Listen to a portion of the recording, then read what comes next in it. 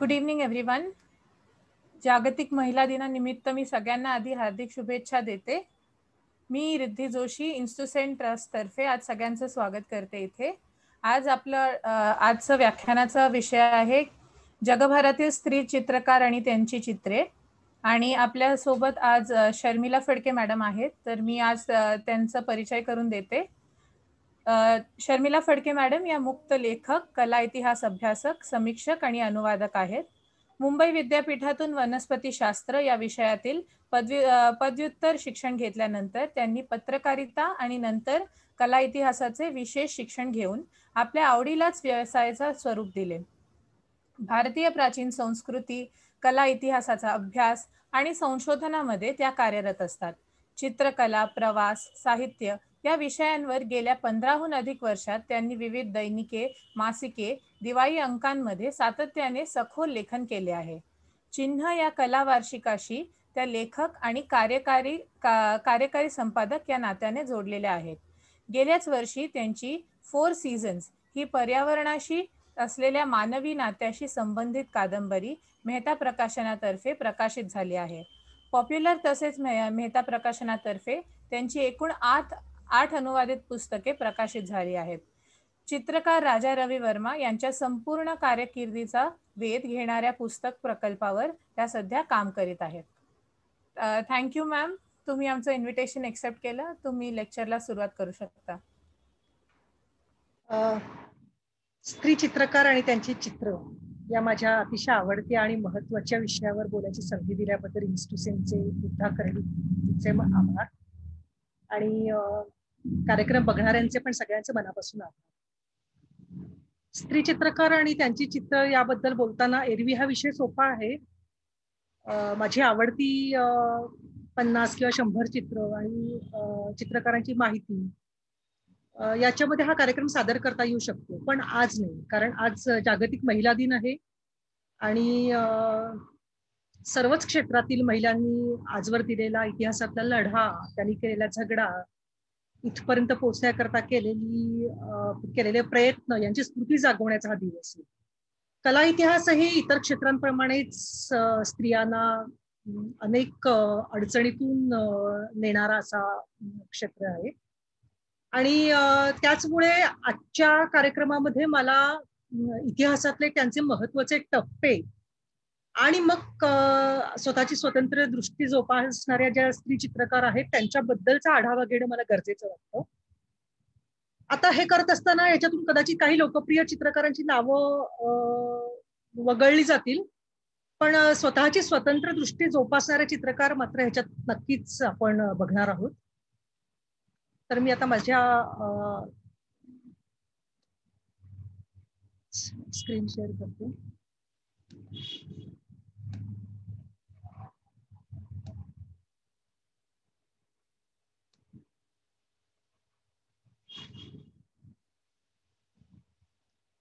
हे मी डिस्टर्ब होऊ नये म्हणून तुम्हाला जरा माझा व्हिडिओ बंद करते.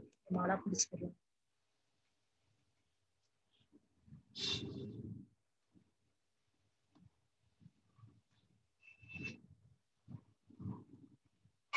आता जेंडर इक्वॅलिटीच्या या काळात स्त्री आणि पुरुष अशी वेगळी वर्गवारी करायची काही गरज असते का, असा एक मूलभूत विचार अनेकांच्या मनात येऊ शकतो. पण तो गरजेचा आहे, कारण आजच्या किंवा कोणत्याही काळातल्या स्त्री चित्रकाराची भाषा ही एकाच वेळी सोपी वाटली तरी गुंतागुंतीची आहे. तिच्यावरती अनेक सामाजिक, सांस्कृतिक, वैयक्तिक कारणांमुळे, दिल्या गेलेल्या स्ट्रगलमुळे ही भाषा वेगळी बनलेली आहे. स्त्री चित्रकाराच्या अभिव्यक्तीमध्ये वैयक्तिकतेचा एक स्तर आहे, त्याला जोडूनच सामाजिक आणि राजकीय विधानं केलेली आहेत आणि त्यामुळे ही भाषा पुरुष चित्रकारांहून, त्यांच्या दृष्टिकोनाहून एक वेगळी झालेली आहे. मेल गेज पासून मुक्त असलेली अशी ही भाषा आहे आणि तिथपर्यंत पोचायला या स्त्रियांनी, स्त्री चित्रकारांनी खूप प्रयत्न केलेले आहेत. ही भाषा विकसित करण्याकरता त्यांनी अनेक प्रयत्न केलेले आहेत, अनेक शतकं हे प्रयत्न केलेले आहेत आणि तो आजही संपलेला नाहीये. आजही तुम्ही बघाल तर जागतिक स्तरावर स्त्री आणि पुरुष चित्रकारांच्या चित्रांच्या किमतीमधला फरक किंवा आर्ट गॅलऱ्यांमध्ये त्यांना दिलेले जाणाऱ्या रिप्रेझेंटेशन मधला भेदभाव, अशा अनेक स्तरांवर तो चालू आहे. त्याच्यामुळे स्त्री चित्रकारांचा एक वेगळा आढावा घेणं कला इतिहासाच्या दृष्टीने महत्वाचं ठरतं. लिंडा नोकलिम ही एक आर्ट हिस्टोरियन होती आणि तिने 1971 साली have there been no great women artist असा एक खळबळ माजवणारा निबंध लिहिला होता आणि तो आजच्या संदर्भात अतिशय महत्वाचा ठरतो. ज्यांना इंटरेस्ट आहे त्यांनी हा कार्यक्रम झाल्यावरती हा निबंध जरूर वाचा. इंटरनेटवर सगळीकडे हा उपलब्ध आहे. हा एसे मुळात लिहिला गेला मायकेल एंजेलो, लिओनार्दो वगैरे डोळे दिपवणारी जी नावं इतिहासात दिसतात तशी नावं स्त्री चित्रकारांमध्ये नाहीत. या आक्षेपाला उत्तर देताना हा एसे लिहिला गेला. ऍक्च्युली गुणी चित्रकार स्त्रियांना पुरुष चित्रकारांनी इतका मान, सन्मान, पैसे, ओळख का मिळू शकले नाही, हा याच्या मागचा एक लिंडाने मांडलेला एक प्रमुख असा मुद्दा होता आणि त्यासाठी तिने त्याच्या मागच्या सामाजिक आणि आर्थिक कारणांचा वेध घेतला. त्यात एक मुद्दा असाही होता की स्त्री चित्रकारांची चित्र जास्त क्रिटिकली किंवा जास्त जजमेंटल होऊन पाहिली जातात. म्हणजे त्याच्यात टिपिकल फेमिनिन एलिमेंट किती आहे ते तपासले जातं. त्याच्यासाठी अनेक गृहीतकं लावली जातात. आता उदाहरण द्यायचं तर पुरुष चित्रकार सुद्धा हलके किंवा नाजूक ब्रश स्ट्रोक्स, उजळ रंगसंगती किंवा घरगुती कौटुंबिक चित्र याच्यात रमलेला असू शकतो आणि असतोच. परंतु स्त्रियांनी तसं केलं तर त्यावर लगेच स्त्रिया त्यात असंच रंगवणार किंवा त्यांचे असेच विषय असणार असा एक शिक्का मारला जातो.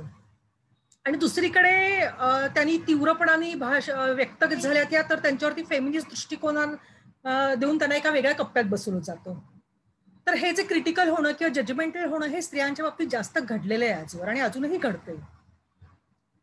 आता कलेच्या अभिव्यक्तीची आस आपण ज्याला म्हणतो किंवा चित्रातून विचार व्यक्त करण्याची किंवा संवाद साधण्याची जी गरज असते ती मानवाच्या रक्तामध्ये स्त्री किंवा पुरुष दोघांच्याही ह्याच्यामध्ये सारखीच असते. हे प्रीहिस्टॉरिक प्रागैतिहासिक कलेच्या अभ्यासातून मानववंशशास्त्रज्ञांनी अनेक एथनोग्राफिक स्टडीज मधून सिद्ध केलेलं आहे. शॉवेट सारख्या गुहांमध्ये जे हाताचे ठसे सापडले त्याच्यातले 75% ठसे जवळजवळ स्त्रीच्या हातचे होते, स्त्रीच्या हातांचे होते. पण असं असूनही पुढच्या काळात स्त्री चित्रकला नष्ट होण्याचं प्रमाण सर्वात जास्त होतं. त्याच्या मागे धार्मिक कारण होती. त्याला योग्य ते त्या चित्रांना स्त्रीच्या चित्रकलेला योग्य ते महत्व किंवा किंमत दिली गेली नाही, त्याच्यामुळे ती नष्ट झाली. अनेकदा त्यांची कामं पुरुष किंवा पुरुषांनी म्हणजे त्या स्त्री कलाकारांच्या जे भाऊ किंवा नवरा, वडील किंवा मुलांनी चक्क आपल्या नावावरती खपवलेल्या इतिहासामध्ये अशी अनेक उदाहरणं दिसतात आपल्याला. किंवा बरेचदा ही गोष्ट कला इतिहासकारांकडून चुकूनही घडली गेली. अर्थातच ते पुरुष होते त्याच्यामुळे चुकून घडली गेली असं आपण म्हणूया. पण त्याच्यामुळे झालं काय की स्त्री कला चित्रकारांचं डॉक्युमेंटेशनच जे होतं तेच मुळात अतिशय अत्यल्प प्रमाणात झालं. भित्तिचित्र किंवा मातीकाम म्हणजे पॉटरी, लिंपणकाम, सिरॅमिक आर्ट, शिल्पकाम, धातुकाम यातलं स्त्रियांचं योगदान वेळोवेळी सिद्ध झालेलं आहे इतिहासात. आणि असं असूनही म्हणजे हे सगळे कला प्रकार स्त्रियांनी हाताळलेले आहेत यशस्वीपणाने, तरी सुद्धा पुढच्या काळामध्ये स्त्री कलाकार म्हणजे केवळ टेक्स्टाईल आर्ट किंवा कपड्यांवरील रंगकाम, भरतकाम, कशिदाकाम किंवा घर सजावटीच्या माध्यमातच जास्त असल्याचा एक ठपका त्यांच्यावरती ठेवला गेला. ह्या कला अर्थातच कुठल्याही प्रकारे कमी दर्जाच्या किंवा कमी कौशल्याचा नव्हता, पण मग असं वर्गीकरण केल्यामुळे या कलांवरही अन्याय झाला. कारण ह्या कला त्या स्त्रिया करत होत्या, त्याच्यामुळे त्याच्यामध्ये एक फार कौशल्याची गरज नाहीये, निव्वळ कारागिरी आहे असा भेदभाव करून त्यातून फाईन आर्ट ही कॅटेगरी एक वेगळी काढली गेली. त्या फाईन आर्ट कॅटेगरीमध्ये आर्टिस्ट म्हणवायचं असेल तुम्हाला तर तुम्हाला पर्स्पेक्टिव्ह, गणित, शास्त्र, इतिहास असा एक पूर्वी इतिहास काळामध्ये गरज असलेले पुरुषांना त्याचं प्रशिक्षण दिलं गेलं आणि ते स्त्रियांना मिळू शकलं नाही. त्याच्यामुळे ही फाईन आर्ट जी कॅटेगरी होती त्याच्यावर पुरुषांची मक्तेदारी जवळजवळ 20व्या शतकापर्यंत अबाधित राहिली. आता हा जो लैंगिक भेदभाव होता जेंडर बायस याच्यामुळे कोणकोणत्या अडचणी ह्या स्त्री चित्रकारांना मुख्यत्वे फेस कराव्या लागल्या, तर प्रवास, प्रशिक्षण आणि व्यवसाय त्याच्यामुळे याच्यावरती बंधनं आली. ही बंधनं इतकी महत्वाची होती किंवा इतकी महत्वाची ठरली की त्याच्यामुळे स्त्रियांना स्वतःची ओळख निर्माण करणं अशक्य बनलं. एक प्रदीर्घ काळ हा एक मोठा काळ होता. लक्षात घ्या, 19वे शतक संपत आलं तरी स्त्रियांना युरोपातल्या मान्यवर कला संस्थांमध्ये शिकण्याची परवानगी नव्हती. खाजगी अवकाशातही, म्हणजे अकॅडमीमध्ये तर नाहीच, पण खाजगी अवकाशातही त्यांच्यावरती लाईव्ह ड्रॉइंग करता बंदी होती. म्हणजे पुरुष किंवा स्त्री शरीराचाही प्रत्यक्ष शरीरावरून अभ्यास करायला बंदी होती. आणि ही बंदी असल्यामुळे साहजिकच झालं काय की त्या काळात रेनेसान्स म्हणा किंवा त्याच्या आधी किंवा नंतरच्या काळामध्ये लोकप्रिय असलेली जी ऐतिहासिक किंवा धार्मिक पौराणिक चित्रांची मागणी होती, ती चित्र रंगवणंच त्यांना शक्य नव्हतं.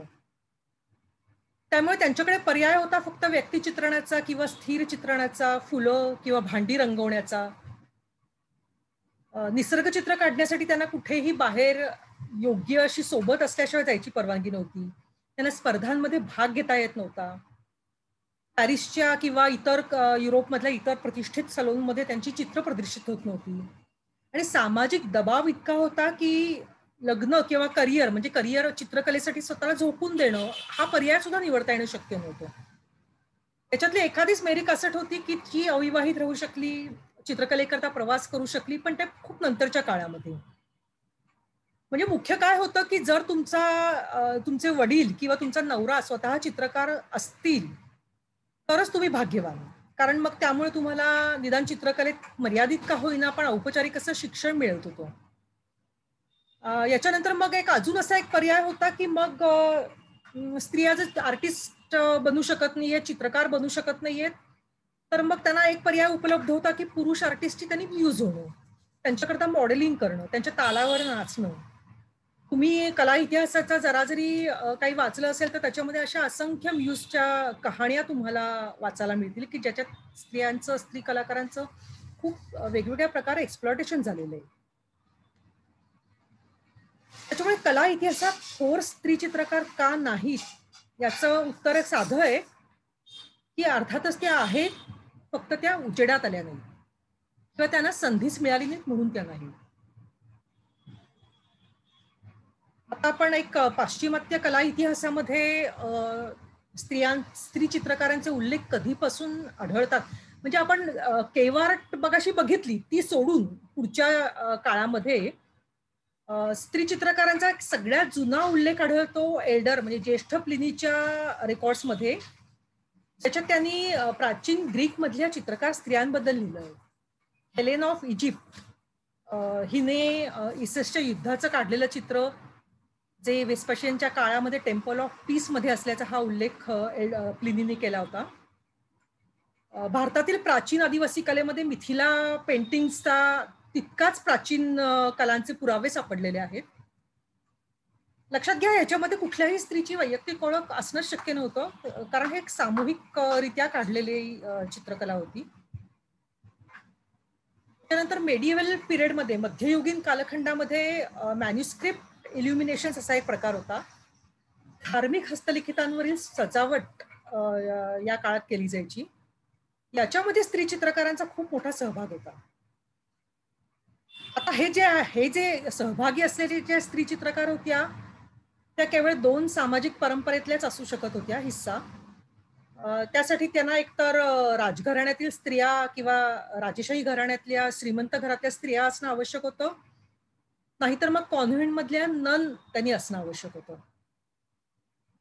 श्रीमंत स्त्रिया अर्थातच कशिदा काम करत, कारण ती कमी श्रमाची कला होती, आणि ज्या मठामधल्या किंवा कॉन्व्हेंट मधल्या स्त्रिया होत्या त्या इल्युमिनेशनच्या कामामध्ये सहभागी होत. सामूहिक पद्धतीने हे काम चालायचं. आणि त्या काळातल्या या स्त्री चित्रकलेचा, सामूहिक पद्धतीने केलेल्या स्त्री चित्रकलेचा उत्कृष्ट नमुना टिकलेला जो बघायला मिळतो आपल्याला, तो बायुक्स टॅपेस्ट्री. लिननचे 9 पडदे लोकरीनी त्याच्यावर भरतकाम केलेलं आहे आणि त्याची लांबी एकूण 230 फूट लांब आहे एकूण. आणि या टॅपेस्ट्रीवरती 7 युद्धप्रसंग विणले आहेत. अर्थातच एखाद्या राजेशाही पॅटर्नेज असलेल्या कारखान्यात किंवा धार्मिक मठामध्ये हे काम झालं असावं. अतिशय सुंदर रंगसंगतीचा मेळ असलेला, लोकरीचं विणकाम असलेला, कशिदाकाम असलेला हा उत्कृष्ट कलेचा असा नमुना आहे. आता काही मध्ययुगीन स्त्रिया, आम्ही मगाशी म्हटलं तसं, ज्या भित्तिचित्र काढायच्या किंवा हस्तलिखितांवर सजावट करायच्या, त्या स्त्रियांची काही नावं उपलब्ध आहेत. क्लॅरिसिया, एंदे, गुडा, या सगळ्या स्त्रिया नन होत्या. एंदे ही 10व्या शतकातली स्पॅनिश नन होती. गुडा ही 12व्या शतकातली जर्मन नन होती. क्लॅरिसिया ही 12व्या शतकातली बवेरियन मॅन्युस्क्रिप्ट च्या कारखान्यामध्ये, म्हणजे ज्याला स्क्रिप्टोरियम म्हणतात, त्याच्यामधली एक उत्कृष्ट कलाकार स्त्री होती. हे जे स्क्रिप्टोरियम्स होते, जसं टॉवर ऑफ लंडन मध्ये याचा एक म्हणजे खूप मोठा राजेशाही कारखाना होता आणि त्याच्यात अनेक स्त्री चित्रकार सजावटीचं काम करून पैसे मिळवत असल्याचा उल्लेख आहे. म्हणजे तसं बघायला गेलं तर मग बरं चाललं होतं या स्त्रियांचं असं म्हणायला पाहिजे, कारण त्यांना चित्रकलेच्या कला, कारागिरी जे काही असेल ते त्याच्यातून पैसे मिळवता येत होते. पण नंतर 11व्या शतकातल्या ग्रेगोरियन रिफॉर्म मध्ये म्हणजे हा जवळजवळ एक म्हणतात त्याला, जो मध्ययुगीन अंधार जो म्हणतात, त्या काळामध्ये स्त्रियांवर अतिशय जाचक बंधनं लादली गेली.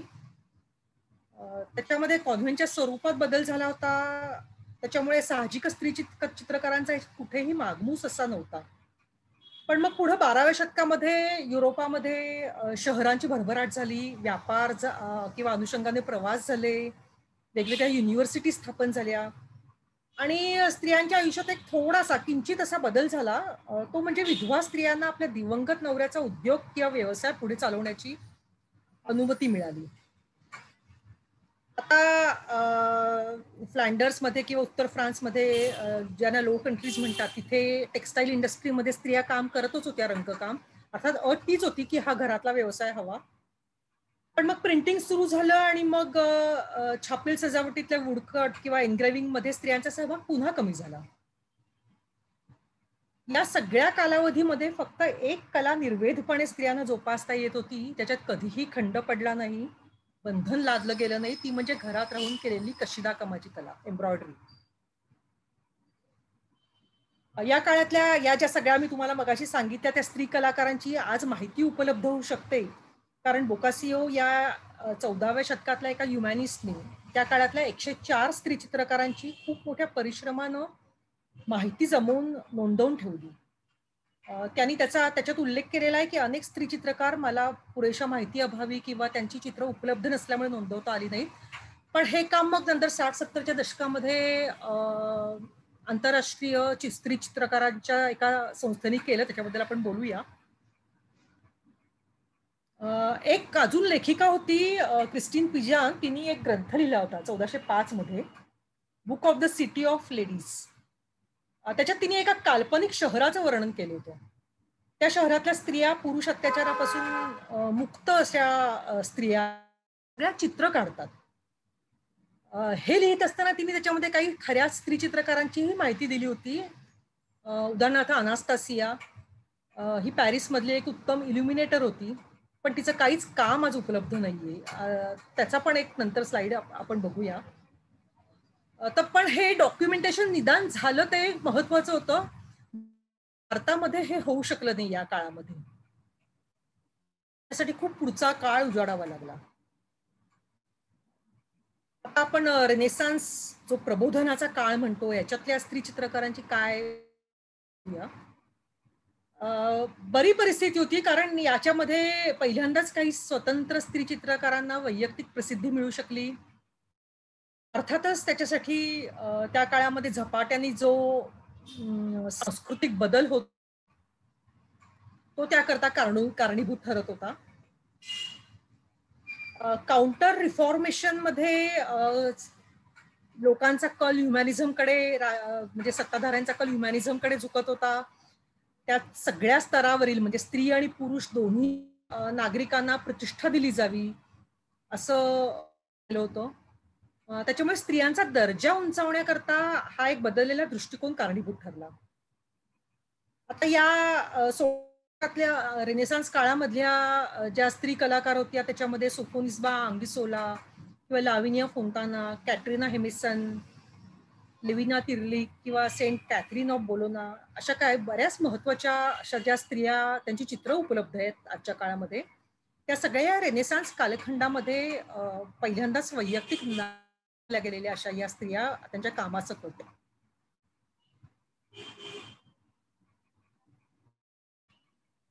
सोफोनिस्बा अन्विसोला ही एक अतिशय महत्वाची अशी स्त्री चित्रकार या काळातली. ही इटालियन होती, क्रिमोना मधली होती ती. फार श्रीमंत नाही पण तरीही राजेशाही घराण्यातलीच होती. तिचे वडील चित्रकार होते, त्याच्यामुळे या दोन बाबी अर्थातच तिला तिच्या फेवरमध्ये होत्या. पण तरी सुद्धा सोफोनिस्बाने जिद्दीनी सामाजिक त्या काळातले जे संकेत होते त्यांना बऱ्यापैकी धुडकावून लावून ती तिथल्या स्थानिक कला संस्थेमध्ये तिने शिक्षण घेतलं. वडिलांकडे तर तिने शिक्षण घेतच होती ती. तिने त्या काळामध्ये रोमला प्रवास केला. असा कला इतिहासात उल्लेख आहे की ती त्या काळामध्ये मायकेल एंजेलोलाही भेटली. तिच्या टॅलेंटमुळे तो प्रभावित झाला होता. त्या काळामध्ये काही तिच्या कॉन्टॅक्ट्समुळे म्हणा किंवा मायकेल एंजेलोनी केलेल्या तिच्या स्तुतीमुळे म्हणा, पण तिला स्पॅनिश कोर्ट पेंटरचं काम मिळू शकलं आणि उत्तम पोर्ट्रेट पेंटर म्हणून तिनं नाव कमावलं. अर्थातच सामाजिक बंधनांमुळे तिला ऐतिहासिक चित्र काढता आली नाहीत, पण तरी सुद्धा जेवढं शक्य होतं तेवढं तिने ट्रेनिंग घेतलं, मेहनत केली आणि खास स्वतःचा ठसा असलेली अशी वैशिष्ट्यपूर्ण चित्र काढली. सगळ्यात महत्वाचं म्हणजे तिने पोर्ट्रेट पेंटर म्हणून स्वतःला प्रस्थापित केलं. अर्थातच व्यावसायिक तिला फारसं यश मिळवता येत नव्हतं, कारण ऐतिहासिक चित्र ती काढू शकत नव्हती. असं म्हणतात की या काळातलं एक कार्वाज्योचं चित्र सोफोनिस्बाच्या चित्रावर बेतलं होतं, असा इतिहासात उल्लेख आहे, पण त्याचा फार गवगवा झाला नाही. पण सोफोनिस्बाचं उदाहरण अनेक पुढच्या स्त्री चित्रकारांनी गिरवलं एवढं मात्र खरं. लाविनिया फोंटाना ही या काळातली एक चित्रकार होती, बोलोनीज होती ती. रोम मध्ये यशस्वी पोर्ट्रेट पेंटर म्हणून तिने नाव कमावलं. लाविनियानी धार्मिक आणि तिने काढली काही. तिचे वडील चित्रकार होते आणि लाविनियाला युरोप पहिली व्यावसायिक स्त्री चित्रकार असा मानलं जातं, कारण चित्रांमधून तिने जी ऐतिहासिक आणि त्याच्यामुळे साहजिकच तिची चित्र विकली गेली. त्या चित्रांमधून होणाऱ्या कमाईवर तिनं घर चालवलं. लाविनियाला 11 मुलं होती आणि तिचा नवरा जो झापी आधी उद्योजक होता, पण नंतर तो तिच्या चित्रांची विक्री करायला लागला, घर सांभाळत होता. त्या काळामध्ये हे खूप मोठं आणि वेगळं उदाहरण होतं. लाविनियाच्या कामाला एक प्रकारची समाजामध्ये प्रतिष्ठा होती, पाठिंबा होता. त्याचं कारण तिचं उत्कृष्ट मार्केटिंग स्किल. लाविनिया तांब्याच्या पत्रावरती अशी धार्मिक चित्र कोरायची आणि ती राजकीय आणि धार्मिक प्रतिष्ठित व्यक्तींना भेट म्हणून द्यायची. हे तिला त्या काळात सुचलं, हे फार महत्वाचं होतं. लाविनियाच्या चित्रांमध्ये नैसर्गिक सहजता आणि सौंदर्य पूर्ण होतं आणि धार्मिक चित्रांमध्ये तिने मिनर्वा किंवा विनस, मार्स अशी बरीच फिमेल्स न्यूड रंगवली. तर आता हे कसं शक्य झालं, कारण त्या काळामध्ये स्त्रियांना न्यूड मॉडेलिंग पाहायला किंवा लाईव्ह ड्रॉइंग करायला बंदी होती. तर असं कला इतिहासकारांचं असं म्हणणं आहे की त्या काळात तिने आपल्या कुटुंबातील काही व्यक्तींना मॉडेल केलं. पण काही असलं तरी लाविनियानी एक ट्रेल ब्लेझर म्हणून तिचं एक उदाहरण फार महत्वाचं ठरतं. या बदलत्या सांस्कृतिक वातावरणामध्ये लक्षात घ्या की स्त्रीला फक्त चित्रकला नाही तर इतर गोष्टी आवड निर्माण होत होती. त्यांना वेगवेगळ्या अभ्यासांमध्ये रस वाटायला लागला होता. व्यक्तिमत्व आपलं विकसित करावं असं वाटत होतं. त्याचा परिणाम असा झाला की स्त्री कलाकारांना त्यांच्या चित्रामध्ये एक वेगवेगळे विषय पण यायला लागले होते. आता हे जे चित्र तुम्ही बघताय ते इतिहासाला मी मगाशी म्हटलं तसं अजूनही अज्ञात असलेल्या काही स्त्री चित्रकारांचा शोध लागायचा होता. त्याच्यासाठी विमेन आर्टिस्ट असोसिएशन काम करत होती, अजूनही करते. आणि 60-70च्या दरम्यान म्हणजे जे पाश्चात्य जगतामध्ये जी फेमिनिस्ट आर्ट मुवमेंट सुरू झाली, त्याच्यामध्ये पाश्चिमात्य जगातल्या स्त्री कलाकारांच्या कामाची एक व्यवस्थित औपचारिक स्तरावरती डॉक्युमेंटेशन सुरू झालं. चित्रांची किंमत, प्रदर्शन, याच्यातला जो लैंगिक भेदभाव होणार नाही याची काळजी घेतली. अर्थातच हे या इन्स्टिट्यूशनचं काम होतं, पण इथे आपल्या दृष्टीने महत्वाचं काम म्हणजे कला इतिहासातल्या ज्या स्त्री कलाकारांच्या कामगिरीची औपचारिक नोंद झाली नव्हती, ती व्हायला लागली.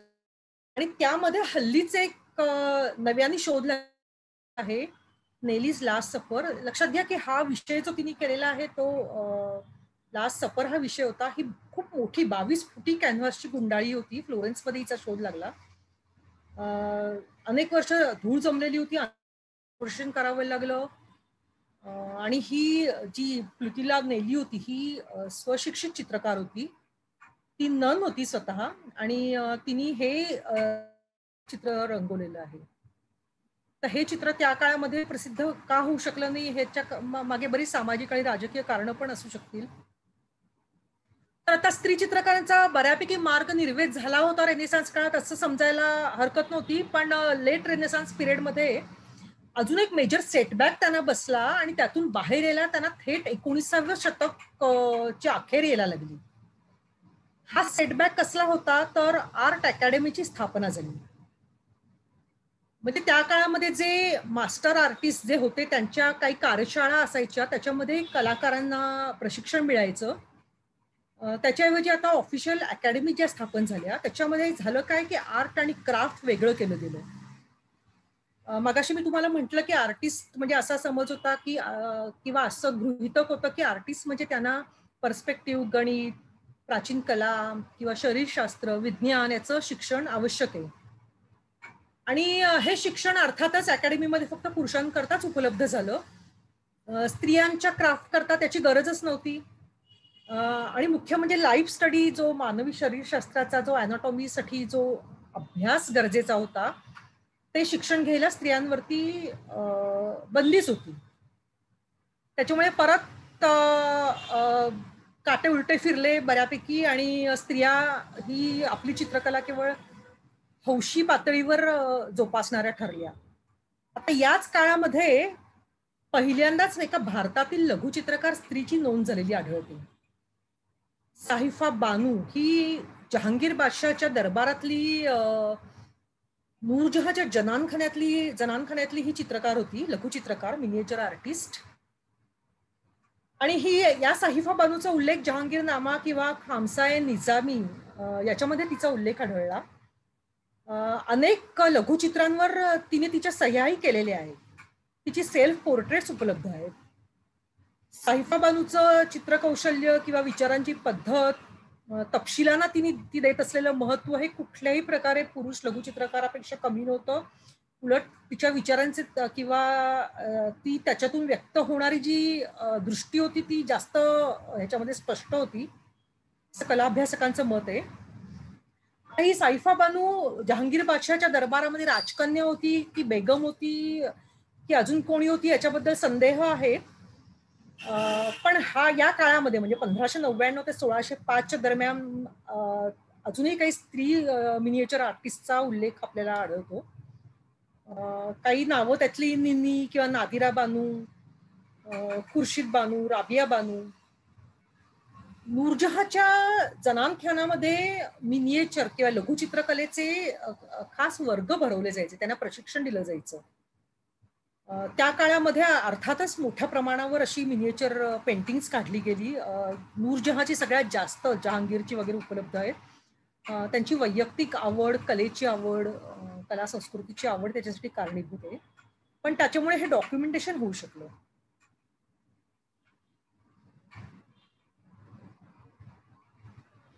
आता चित्रांमधल्या या जी स्त्रीची आजवरची जी प्रतिमा होती, म्हणजे जी रेनेसान्स काळामध्ये किंवा त्या आधी, ती एक खूप टिपिकल अशी प्रतिमा होती. चित्रांमधली स्त्री जी रंगवलेली आहे तो एक फारच वेगळा स्वतंत्र असा विषय आहे. पुरुषी दृष्टिकोनातून रंगवली गेलेली अशी ती स्त्री आहे. पण ही जी प्रतिमा होती ती बदलण्याचा एक महत्वाचा टप्पा किंवा स्त्री चित्रकारांना स्वतंत्र दृष्टिकोन मिळण्याची सुरुवात किंवा त्यांच्या वैयक्तिक भावनांचा उच्चार त्यांच्या चित्रांमधून होण्याचं जे एक मूलभूत काम होतं पुढच्या काळाच्या दृष्टीने, ते बरोच काळामध्ये झालं. आणि त्याचं श्रेय अर्थातच एका महत्वाच्या चित्रकर्तीला जातं, चित्रकाराला. तिचं नाव आर्तेमिसिया गेंतिलिशी. एलिझाबेथ सिरानी आणि इतरही काही स्त्री चित्रकार त्या काळामध्ये नंतरच्या तिच्या बरोबर जोडीने होत्या, पण आर्तेमिसियाचं नाव सगळ्यात महत्वाचं. आर्तेमिसियाचं एक चित्र आहे ज्याच्यामध्ये जुडीथ मुंडकं उडवती होलोफर्नेसचा. जुडीथ अतिशय सबल अशी दाखवलेली आहे, स्ट्रॉंग दाखवलेली आहे. ती आपल्यावर झालेल्या अन्यायाचा सूड उगवत आहे. आणि लक्षात घ्या, हे स्त्रीच्या बाबतीत एका स्त्री चित्रकाराकडून असूच दे, पण स्त्रीच्या इमेजच्या दृष्टिकोनातून हे पहिल्यांदाच घडत होतं. बदलत्या मानसिकतेचं हे एक अतिशय ठळक असं उदाहरण होतं. आर्तेमिसिया ही 17व्या शतकातली एक धाडसी इटालियन स्त्री चित्रकार होती. तिनं तिच्या चित्रांमध्ये जसं चित्रीकरण केलेलं स्त्रीचं, की वर्चस्व गाजवणाऱ्या किंवा पुरुषी वृत्तीला नेस्तनाबूत करणाऱ्या अशा स्त्रीचं जे चित्रण होतं, तसं हिंसक चित्रण किंवा तसं मुक्त चित्रण आजवर किंवा त्याच्या पुढचीही अनेक शतकं झालं नाही. या स्त्री व्यक्तिरेखांमध्ये अजिबात, म्हणजे त्या काळामध्ये जो एक साचेबद्धपणा होता स्त्रीच्या इमेज मधला, तो नव्हता. म्हणजे नाजूकपणा, संकोच किंवा कमकुवतपणा म्हणा, भावनिकता किंवा जे गुळगुळीत सौंदर्य, आकर्षक सौंदर्य दाखवण्याची स्त्रीची प्रतिमा होती, किंवा नाहीतर मग पावित्र्य किंवा एक धार्मिक असं मेरीच्या जे चर्चच्या ह्याच्यातून आलेलं होतं तशी इमेज, तशी आर्तेमिसियाने अजिबात दाखवली नाही. तिच्या स्त्रिया या राकट होत्या, धाडसी होत्या, झगडणाऱ्या होत्या आणि प्रसंगी हिंसक होणाऱ्या होत्या. आता खरं तर आर्तेमिसियाच्या पेंटिंग्स मधल्या या स्त्रिया ह्या पौराणिक किंवा धार्मिक कथांमधल्याच आहे. म्हणजे त्याला जो आधार होता त्या चित्रीकरणाला, तो पौराणिक किंवा धार्मिक कथेमधलाच होता. पण त्या स्त्रिया तिने ज्या निवडल्या, त्या ज्यांच्यावर अत्याचार झाले, ज्यांचे प्राण घेतले, युद्ध केली, अशा होत्या. अतिशय सहजपणे, नैसर्गिकपणे असं ते तिने केलेलं चित्रीकरण होतं हे. आता ही आर्तेमिसिया जी होती ती कार्वाजिओची शिष्या होती. तिच्या अनेक चित्रांवर त्याची छाप होती. रंगांमधून जे नाट्य निर्माण करण्याचं तिचं जे कसब होतं, ते अर्थातच कार्वाजिओची शिष्या असल्यानं त्याच्यासारखंच होतं. पण नंतरच्या काळामध्ये जेव्हा तिच्या चित्रांचं परीक्षण झालं, तेव्हा कला अभ्यासकांचा विश्वास बसला नाही की हे स्त्रीनं केलेलं चित्रण आहे. इतकं तिचे ब्रश स्ट्रोक्स जे म्हणतात ते ठाम होते, बोल्ड होते, कसल्याही संकोचाच्या खुणा त्यात नव्हत्या. तर मग आता हिच्या चित्रांमध्ये हा बोल्डनेस किंवा दाहकता त्या काळामध्ये आली कुठून? तर ही आली तिच्या वैयक्तिक अनुभवातल्या, म्हणजे तिच्यावरती जे प्रसंग आले त्या अनुभवांवरून. आर्तेमिसियाची स्टोरी जर तुम्हाला माहिती असेल तर मी सांगते ती, की तिच्यावरती लहान वयामध्ये चित्रकार ऑगस्टिनो तासी हा त्या काळातला एक प्रसिद्ध चित्रकार होता. त्याने तिच्यावरती बलात्कार केला होता. आर्तेमिसाचे वडील ते स्वतः चित्रकार होते आणि ते ऑगस्टिनीच्या मुलाला चित्रकला शिकवायला जात असत. आणि आर्तेमिसियाही त्यांच्या बरोबर तिथे जात असे. आणि त्यांनी केलेल्या ह्या बलात्कारानंतर त्या काळच्या समाजामध्ये बदनामी होऊ नये किंवा चर्चा होऊ नये म्हणून तिच्या वडिलांनी मनधरणी केली आणि आर्तेमिसियाला त्यांच्याकडेच ठेवलं. आर्तेमिसिया ही वयाने लहान होती. पुढे मागे हा आपल्याशी लग्न करेल या आशेवरती ती बराच काळ राहिली. पण नंतर तिचे डोळे उघडले, अत्याचार वाढत गेला आणि मग वडिलांचं मन वळवून तिनं ऑगस्टिनोवरती खटला दाखल केला. तुम्ही जर जुडीचं मुंडकं उडवतानाचं पहिलं चित्र जर तुम्हाला आठवलं तर तासीनं केलेल्या या बलात्काराच्या तिच्यावरच्या खुणा किती दाहक आणि खोलवर उमटल्या होत्या हे लक्षात येईल. आता हा आर्तेमिसियाचा जो खटला होता तो दाखल करायची परवानगी मिळणंही सोपं नव्हतं. कारण रेप व्हायच्या आधी ती व्हर्जिन होती हे सिद्ध केल्यावरच तिला ती परवानगी मिळणं शक्य होतं. 7 तास हा खटला चालला, तरीही बलात्कार काही सिद्ध झाला नाही. आर्तेमिसियावर बलात्कार ज्यांनी एका मेडनी बघितलं होतं त्यांनीही अर्थातच कोणी साक्ष दिली नाही. ऑगस्टिनीचं स्वतःचं वैयक्तिक चारित्र्य अतिशय वाईट होतं, अतिशय फसवेगिरी त्याच्यासोबत. आणि शेवटी हा आरोप सिद्ध होईना म्हणून तिच्या वडिलांनी आपलं एक पेंटिंग ऑगस्ट एक जुनं प्रकरण उकरून काढलं आणि त्याच्यामुळे मग शेवटी ऑगस्ट चोरी आणि फसवणुकीचा आरोप सिद्ध झाला आणि त्याच्यामध्ये त्याला रोम मधून तडीपार होण्याची शिक्षा मिळाली. आता याच्यामध्ये आर्तेमिसियाला न्याय मिळाला की नाही याची काहीच खात्री, आणि प्रत्यक्षामध्ये ऑगस्टिनोही कधी रोम मधून बाहेर गेला नाही. पण या सगळ्या प्रकाराची सावली पुढचा प्रदीर्घ काळ आर्तेमिसियावर राहिली, तिच्या कलेवरती पडली आणि कदाचित म्हणूनच चित्रांमधली जी हिंसा क्रौर्य होतं ते तिला जवळचं वाटलं. आता आर्तेमिसियाने आपली जी व्यावसायिक चित्रकार म्हणून पुढची कारकीर्द मोठ्या जिद्दीने केली. ते अर्थातच मॉर्बिड कुतूहलापोटी येणारं होतं. तिच्या कलेकडेही त्याच चष्म्यातून बघितलं गेलं. पण आर्तेमिसियाने ठामपणाने नंतर ती फ्लोरेन्सला गेली, तिचं लग्न झालं. तिथल्या प्रसन्न वातावरणामध्ये तिची काही सुंदर चित्र तिने काढली वेगळ्या मूडमधली. नंतर हाऊस ऑफ मेडिचीचं तिला पॅट्रोनेज मिळाल्यावरती ती पेंटर म्हणून सुद्धा स्वतःची करिअर केली. एकंदरीत अतिशय जिद्दी आणि धाडसी अशी ही बाई होती. तिच्या चित्रांमुळे त्या काळातल्या मायकेल एंजेलो किंवा लिओनार्दोलाही तिचे एक कलाकार म्हणून कौतुक वाटत असल्याचेही उल्लेख आहेत. मग पुढे 20व्या आणि 21व्या शतकामध्ये जेव्हा नव्या नजरेने समीक्षण झालं चित्रकलेचे, त्यावेळी अर्थातच कला इतिहासकार तिच्या या गुणवत्तेमुळे थक्क झाले. नव्याने तिची चित्र बघितली गेली आणि आर्तेमिसियाचा त्यावेळी एक आपण म्हणतो तसं कलाकार म्हणून एक पुनर्जन्म झाला. एक अतिशय प्रोग्रेसिव्ह आणि एक्सप्रेसिव्ह आर्टिस्ट म्हणून मग आर्तेमिसियाला पुढच्या काळामध्ये मान्यता मिळाली. फेमिनिस्ट चळवळीने तिच्या चित्रांना उचलून धरलं, तिच्यावरती चित्रपट निघाले. गेल्या वर्षी म्हणजे 2020 सालामध्ये तिच्या प्रदर्शन पहिल्यांदाच लंडनमध्ये होणार होतं. दुर्दैवाने ते होऊ शकलं नाही, पण होईल ते. आर्तेमिसियाची काही चित्र आहेत.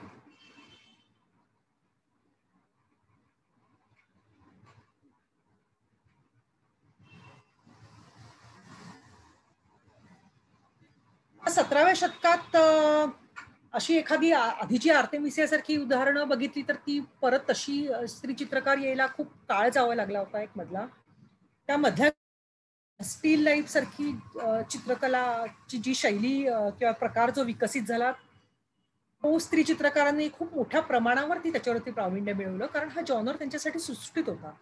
स्वयंपाकघर किंवा दिवाणखाना इथल्या त्यांना परिचित किंवा सहज आवाक्यात असणाऱ्या वस्तूंचं त्याच्यात चित्रण करता येईल.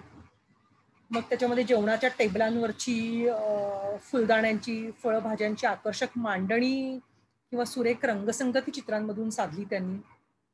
अशा खूप स्त्री चित्रकार त्या काळामध्ये झाल्या. क्लारा पीटर्स किंवा रेचल रूश अशी अनेक नावं प्रसिद्ध आहेत त्या काळातली.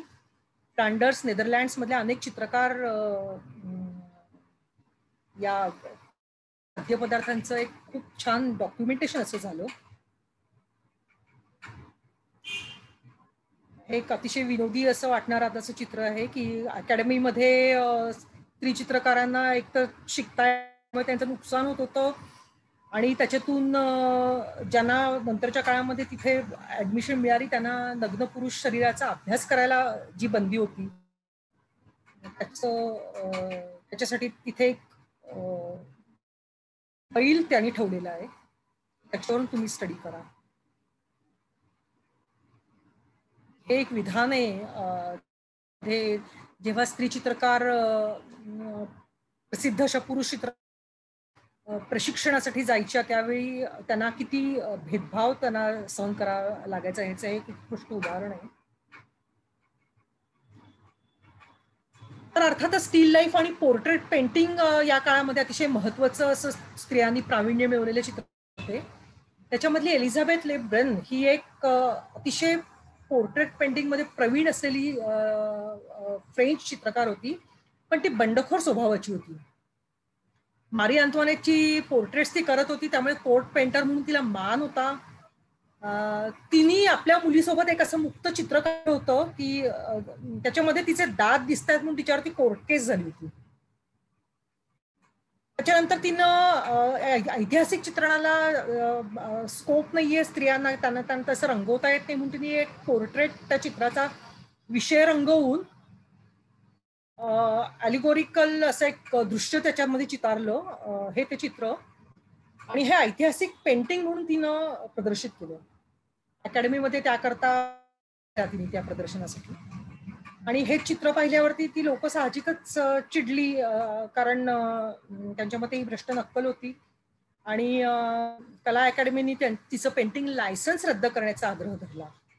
पण या सगळ्यामध्ये एलिझाबेथ डगमगली नाही, याच्यामुळे जी तिला प्रसिद्धी मिळाली त्याचा फायदा उठवला, आणि अशाच प्रकारची अनेक चित्र तिने रंगवली, आणि त्याच्यातून तिने पैसा मिळवला. पुढे फ्रेंच रिव्होल्युशनच्या काळामध्ये ती इटालीला गेली, कोर्ट पेंटर म्हणून तिने नाव कमावलं. या काळातली अजून एक महत्वाची अशी चित्रकार म्हणजे अँजेलिका कॉफमन. ही स्विस निओ क्लासिकल पेंटर होती, आणि लंडन आणि रोम मध्ये व्यावसायिक चित्रकार म्हणून तिनं नाव कमावलं. कॉफमनचे वडील ते स्वतः मोठे पेंटर होते, म्युरलिस्ट होते, आणि त्या काळामध्ये ऐतिहासिक विषयांवरती ज्या मोजक्या स्त्रियांनी केलेलं काम आहे ते अँजेलिनानी केलं, आणि हे तिला शक्य झालं कारण ती आणि अजून एक चित्रकार मेरी मोझर म्हणून, या दोघींना लंडनच्या रॉयल अकॅडमीमध्ये 1768 साली प्रवेश दिला गेला. फाउंडिंग मेंबर्स म्हणून या दोघी जणी ओळखल्या जातात. त्याच्यामुळे कॉफमनमुळे पुढे तिची मैत्रीण मारिया कॉझवेलाही हा प्रवेश मिळाला. तिनेही पौराणिक चित्रकार म्हणून नाव कमावलं. पण या तिघींनंतर जवळ 1861 पर्यंत एकाही स्त्रीला नाही. त्याच्याकरता थेट 1936 साल उजाडावं लागलं, ज्यावेळी लॉरा नाईट नावाच्या स्त्रीला अकॅडमीमध्ये प्रवेश घेता आला. लक्षात ठेवा 1936 साली. म्हणजे स्त्री चित्रकारांना पुढल्या काळामध्ये मिळालेला जो औपचारिक शिक्षणामुळे जो फायदा होता तो किती कमी काळामध्ये स्त्रियांनी आपलासा केला. आता ह्या ज्या अॅनाटॉमीच्या ज्या मारिया कॉफमनने, अँजेलिका कॉफमननी सुद्धा जी चित्र केली त्याच्यासाठी न्यूड पेंटिंग गरजेचं होतं, आणि त्याच्यासाठी तर किंवा इतर सुद्धा म्हणजे प्राचीन धर्मपुराण किंवा साहित्य, लॅटिन स्क्रिप्चर्स याचा पण सखोल अभ्यास गरजेचा होता. पण यातलं काहीच त्या स्त्रियांना शक्य नव्हतं, कॉफमनला पण नव्हतं. पण तरी सुद्धा तिने हे ऐतिहासिक चित्रण केलं. तर तिने हा अॅनाटॉमीचा अभ्यास कसा केला हे काही फारसं स्पष्ट नाहीये, पण काहींच्या मते तिने याच्यासाठी प्रियकराची मदत घेतली, काहींच्या मते प्लास्टरच्या पुतळ्यांवरून तिने हा अभ्यास केला. कला अभ्यासकांनी अर्थातच म्हटलं की तिच्या चित्रांमधले पुरुष काही, पण काहीही असलं तरी यशस्वी आणि पहिली ऐतिहासिक चित्रण करणारी स्त्री म्हणून कॉफमन ओळखली जाते.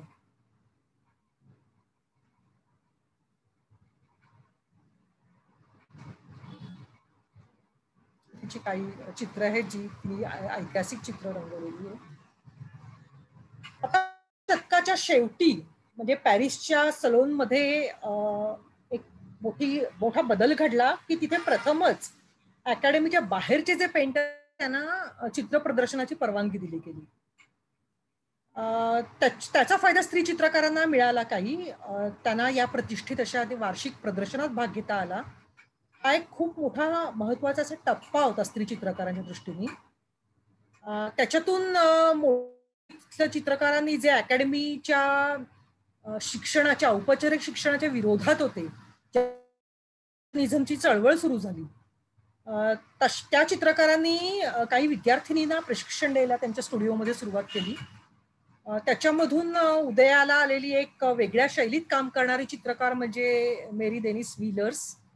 अतिशय वैशिष्ट्यपूर्ण, नाजूक आणि एक वेगळ्या प्रकारची अशी तिची व्यक्तिचित्र आहेत.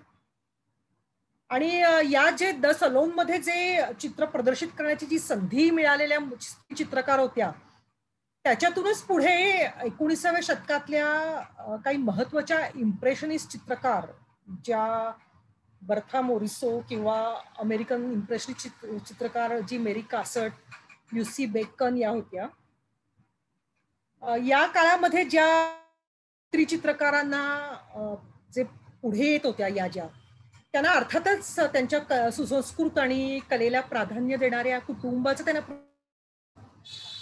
पण काही असो त्यांना एक व्यावसायिक चित्रकार म्हणून स्वतःची स्वतंत्र ओळख मिळत होती. त्याच्यातून त्यांनी एक वेगळ्या प्रकारची चित्र काढणाऱ्या काही स्त्रिया या काळामध्ये आल्या. फ्रान्समध्ये रोझा बोन्यूर होती. ही 19व्या शतकातली प्रसिद्ध फ्रेंच आर्टिस्ट. तिने वेगळा प्रकार म्हणजे प्राण्यांचे ती चित्र काढायची. अतिशय सुंदर एक वेगळ्या धर्तीची निसर्ग चित्र त्या काळाच्या मानाने तिने काढलेली आहेत. रोझा बोन्यूर ही पुरुषी जगाला नाकारत पुढे जाणारी अशी चित्रकार होती. म्हणजे स्वतंत्र बंडखोर, ज्याला आपण न्यू वुमन म्हणतो, अशी ही चित्रकार. वास्तववादी चित्रकार, मास्टर ऑफ रिअलिझम म्हणून ती ओळखली जायची. अतिशय तिचा एक्सपर्ट होती ती त्याच्यामध्ये. हे तिचं अतिशय प्रसिद्ध असलेलं द हॉर्स फेअर हे मास्टरपीस चित्र आहे. खूप मोठं चित्र आहे हे. खूप उंच आणि जवळजवळ 16.5 फूट लांब असं हे एक प्रचंड मोठं पेंटिंग आहे. स्त्री चित्रकारांनी अशी चित्र काढणं हा एक दुर्मिळ प्रकार होता त्या काळामध्ये. हे इतकं मोठं आहे म्हणजे न्यूयॉर्कच्या मेट म्युझियम मध्ये तुम्ही बघितलं तर त्या म्युझियमची एक पूर्ण भिंत या चित्रांनी व्यापलेली आहे. या चित्रावरती ती जेव्हा काम करत होती तेव्हा ती पॅरिसच्या घोडे बाजारात जायची अनेकदा. सतत 2 वर्ष ती तशी जाती. स्त्रियांकरता अर्थातच ही कठीण गोष्ट होती. ॲनिमल पेंटर म्हणून तिला काम करायचं होतं. त्याच्यामुळे मग तिने खास पोलीस परवानगी मिळवली आणि पुरुषांसारखे कपडे केली. स्टुडिओ सोडून म्हणजे बाहेरच्या खऱ्या जगात जाऊन रंगवणाऱ्या जे चित्र रंगवणाऱ्या ज्या चित्रकार होत्या, त्यांचं प्रतिनिधित्व असं करणारी ही चित्रकार होती. अशी ब्रिटनमध्ये एलिझाबेथ थॉम्सन होती त्या काळामध्ये. तिने ब्रिटिश सैन्याच्या मोहिमा किंवा युद्धांची चित्र तिने काढलेली आहेत. शौर्य एक प्रकारचा वेग असा तिच्या चित्रांमध्ये होता. पॅथॉस म्हणतो आपण त्याला तसा, किंवा एक ब्रेव्हरी अशी तिच्या चित्रांमध्ये दिसते. ही एक नॉर्वेजियन लँडस्केप पेंटर होती त्या काळातली. वेगळ्या एक्सप्रेशनिझम कडे झुकणारी अशी तिची चित्र होती. खूप सुंदर प्रत्यक्ष बाहेर जाऊन चित्रण करणाऱ्या संधी मिळालेली चित्रकारांपैकी ती होती. एलिझाबेथ जेन गार्डनर ही एक अमेरिकन अकॅडमिक पेंटर होती आणि ती पॅरिस सलोनमध्ये तिचं चित्र प्रदर्शित झालेली ती पहिली चित्र होती. आणि 1872 मध्ये तिला त्याच्यासाठी गोल्ड मेडल मिळालं होतं. अशी उत्कृष्ट अशी व्यावसायिकता तिच्यात होती. अनेक भाषा तिने शिकलेल्या होत्या. आता यावेळी आपण जी साहिफा बानूचं डॉक्युमेंटेशन बघितलं त्याच्यानंतर प्रथमच भारतामध्ये एका स्त्री चित्रकाराचा उल्लेख त्यावेळी आंतरराष्ट्रीय स्तरावरती केला गेला. सुनैनी देवी या भारतात ठाकूर घराण्यातल्या अवनींद्रनाथ ठाकूरांच्या त्या बहीण होत्या. तिष्ठीच्या टागोर घराण्यात त्यांचा जन्म झालेला. राजा राम मोहन राय यांची नातसूत त्यांच्या नातवाशी त्यांनी लग्न केलेलं होतं. भारतीय बेंगॉल स्कूलच्या शैलीमध्ये काम करणाऱ्या चित्रकार होत्या आणि अर्थातच प्रतिष्ठित कुटुंबातल्या असल्यामुळे त्यांच्या चित्रकलेला घरातून त्यांना कलेचं औपचारिक शिक्षण यांनाही घेता आलं नव्हतंच अर्थातच, पण त्यांच्या कला साधनेला एक गरजेचं असणारे प्रोत्साहन त्यांना त्या काळामध्ये मिळालं. त्यांचे भाऊ होते ते अवनींद्रनाथ, गगनेंद्रनाथ किंवा समरेंद्रनाथ टागोर हे प्रसिद्ध चित्रकार होते. 12व्या वर्षी त्यांचं लग्न झालं आणि चित्र रंगवायला त्यांनी सुरुवात केली ती 30व्या वर्षी. स्वयंपाकघरातच रंगकामाचं साहित्य ठेवून त्या आपल्या चित्रांचा सराव करायच्या. त्यांची शैली त्या काळामधल्या बेंगॉल स्कूलची खास अशी शैली होती. पटचित्रांची पण परिचित शैली त्यांच्या चित्रातून दिसतं. चित्रातले विषय साहजिकच भारतीय महाकाव्य किंवा पौराणिक असे विषय त्यांच्या चित्रांमध्ये होते. साधिका किंवा अर्धनारीश्वर किंवा यशोदा कृष्ण अशा थीमवरची त्यांची चित्र होती. स्टेला क्रेमरिश ही जी भारतीय कलेची अभ्यासक जी होती तिने सुनैनी देवींची नोंद भारतातील पहिल्या आधुनिक स्त्री चित्रकार म्हणून केली आहे. 1922 मध्ये सुनैनी देवींच्या चित्रांचं प्रदर्शन कलकत्त्याला भरलं होतं आणि ते खूप गाजलं.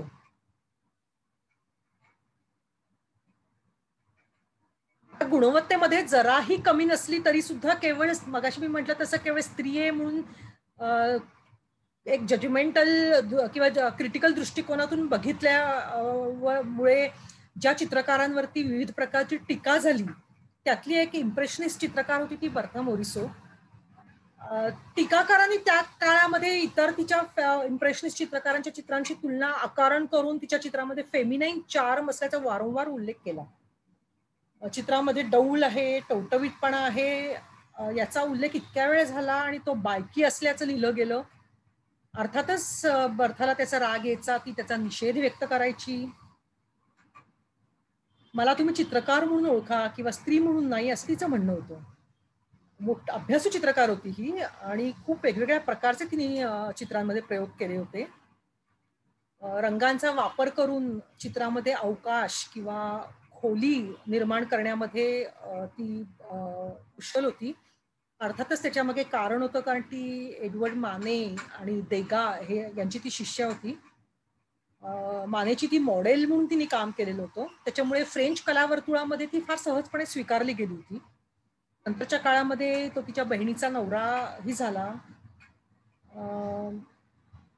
लक्षात ठेवा या सगळ्यांना काही ना काही प्रमाणामध्ये प्रसिद्ध अशा पुरुष चित्रकारांची जे स्त्री पुरुष समानतेचे पुरस्कर्ते होते त्यांचा पाठिंबा मिळाल्याशिवाय या चित्रकारांना स्त्री चित्रकारांना हे मिळत नव्हता.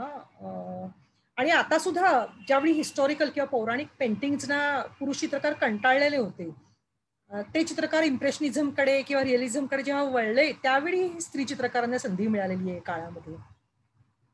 कारण ही शैली जी होती ती रोजच्या आयुष्यामध्ये एक सहज त्यांचं चित्रण करता येईल किंवा ती आवाक्यातली होती. त्यांच्या अकॅडमिक शिक्षणाला त्याच्यात महत्व नव्हतं किंबहुना फाटाच दिलेला होता. त्याच्यामुळे खूप मोठ्या प्रमाणावर ती स्त्री चित्रकार त्या काळामध्ये इम्प्रेशनिस्ट त्या काळामध्ये निर्माण झाल्या आणि अतिशय सुंदर अशी त्यांची चित्र होती. पण तरी सुद्धा या ज्या स्त्री इम्प्रेशनिस्ट चित्रकार होता त्यांना पॅरिशियन कॅफेमध्ये किंवा ज्या कलावर्तुळाच्या चर्चा व्हायच्या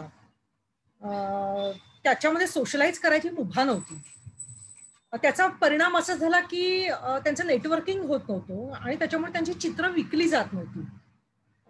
याला खूप या स्त्रिया त्याच्यामुळे एक प्रकारचं खूप श्रीमंत घरातल्या हौशी चित्रकारांचं स्वरूप त्याला असं एक थोड्याफार प्रमाणात येत होतं आणि त्याच्यामुळे या चित्रकार इम्प्रेशनिस्ट स्त्रिया बऱ्यापैकी फ्रस्ट्रेट होत होत्या. अशापैकी एक चित्रकार होती मेरी कासट. ऍक्च्युली फ्रेंच इम्प्रेशनिस्ट चित्रकारांचं जे प्रदर्शन झालं होतं त्याच्यामध्ये स्त्रियांचं एकमेव प्रतिनिधित्व करणारी अशी ही अमेरिकन पेंटर होती. तिची चित्र काळाच्या पुढे जाऊन केलेली अशी चित्र होती. तुम्ही जर बघाल तर त्याच्यामध्ये एक प्रकारचा असा खूप आधुनिकपणा आहे तिच्या चित्रांमध्ये.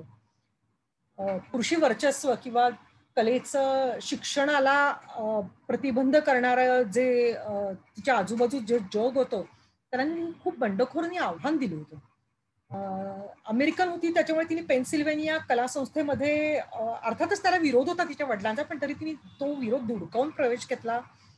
पण तिथे स्त्रियांना योग्य प्रकारचं जे गरज होती ते तसं हे मिळत नाहीये म्हटल्यावरती तिने ते अकॅडमीमधून नाव काढून घेतलं आणि ती पॅरिसला गेली. तिथे तिने खाजगी कला शिक्षण घेतलं आणि तिची सहकारी होती बर्था मॉरिसो ही तिची चित्र इम्प्रेशनिस्ट सहकारी होती. कासटनी खूप वेगळ्या प्रकारची चित्र काढलेली आहे. तिने स्त्रियांची किंवा मुलांची अशी उबदार शांत चित्र रंगवली पण त्याच्यामध्ये एक प्रकारची समकालीनता तुम्हाला दिसेल या चित्रांमध्ये. त्याच्यामध्ये कसा रंगांचा वापर म्हणा किंवा रंगाचं जे तंत्र आहे त्याच्यातला वेगळेपणा होता. अर्थातच देगाचं प्रोत्साहनामुळे तिने तुमच्या पीपीटी मॅम तुमच्या पीपीटी मध्ये ना आम्हाला एक ऑरेंज लाईन दिसते ती कोणीतरी अनोटेशन केलंय तर तुम्हाला वरती मोरचा ऑप्शन दिसतंय का? ते 3 डॉट्स आहेत का? वरती जिथे तुम्ही स्क्रीन शेअरिंगचे बाकीचे ऑप्शन्स दिसत आहेत तिकडे नाही, पण याच्यामध्ये मी रिमूव्ह केलं तरी ती जात नाही. नाही नाही, तुम्ही असं करा, डिसेबल पार्टिसिपंट्स अॅनोटेशन, कारण ते तुम्हालाच करता येईल, मला इथून नाही करता येणार. तुम्ही प्रेझेंट करताय एक ना मिनिट. म्हणून. हा, पण आता हे क्लिअर होत नाहीये. तुम्हाला इरेझर घ्यावं लागेल मॅम, तुम्ही पेनच घेतलंय सध्या.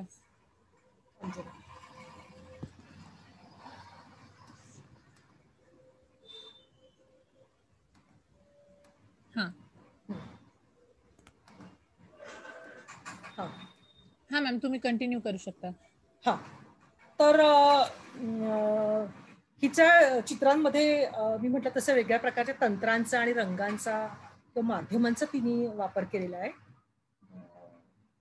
तुम्हाला सहजपणे कळेल तिच्या चित्रांमधला जो वेगळेपणा होता तो. म्हणजे कशासाठी अतिशय स्पष्ट वक्ती आणि स्त्रीवादी स्वतंत्र विचारांची अशी स्त्री होती. सगळ्यात महत्वाचं म्हणजे त्या काळामध्ये तिने अविवाहित राहण्याचं चित्रकलेकरता धाडस दाखवलं होतं. सुफ्रागेटची चळवळ होती, फेमिनिस्ट, ती त्याच्यामध्येही ती सहभागी होती. तिने खूप प्रवास केला आणि आपली चित्र विकली जात नाही ह्याच्यामुळे ती अतिशय फ्रस्ट्रेशन तिला यायचं.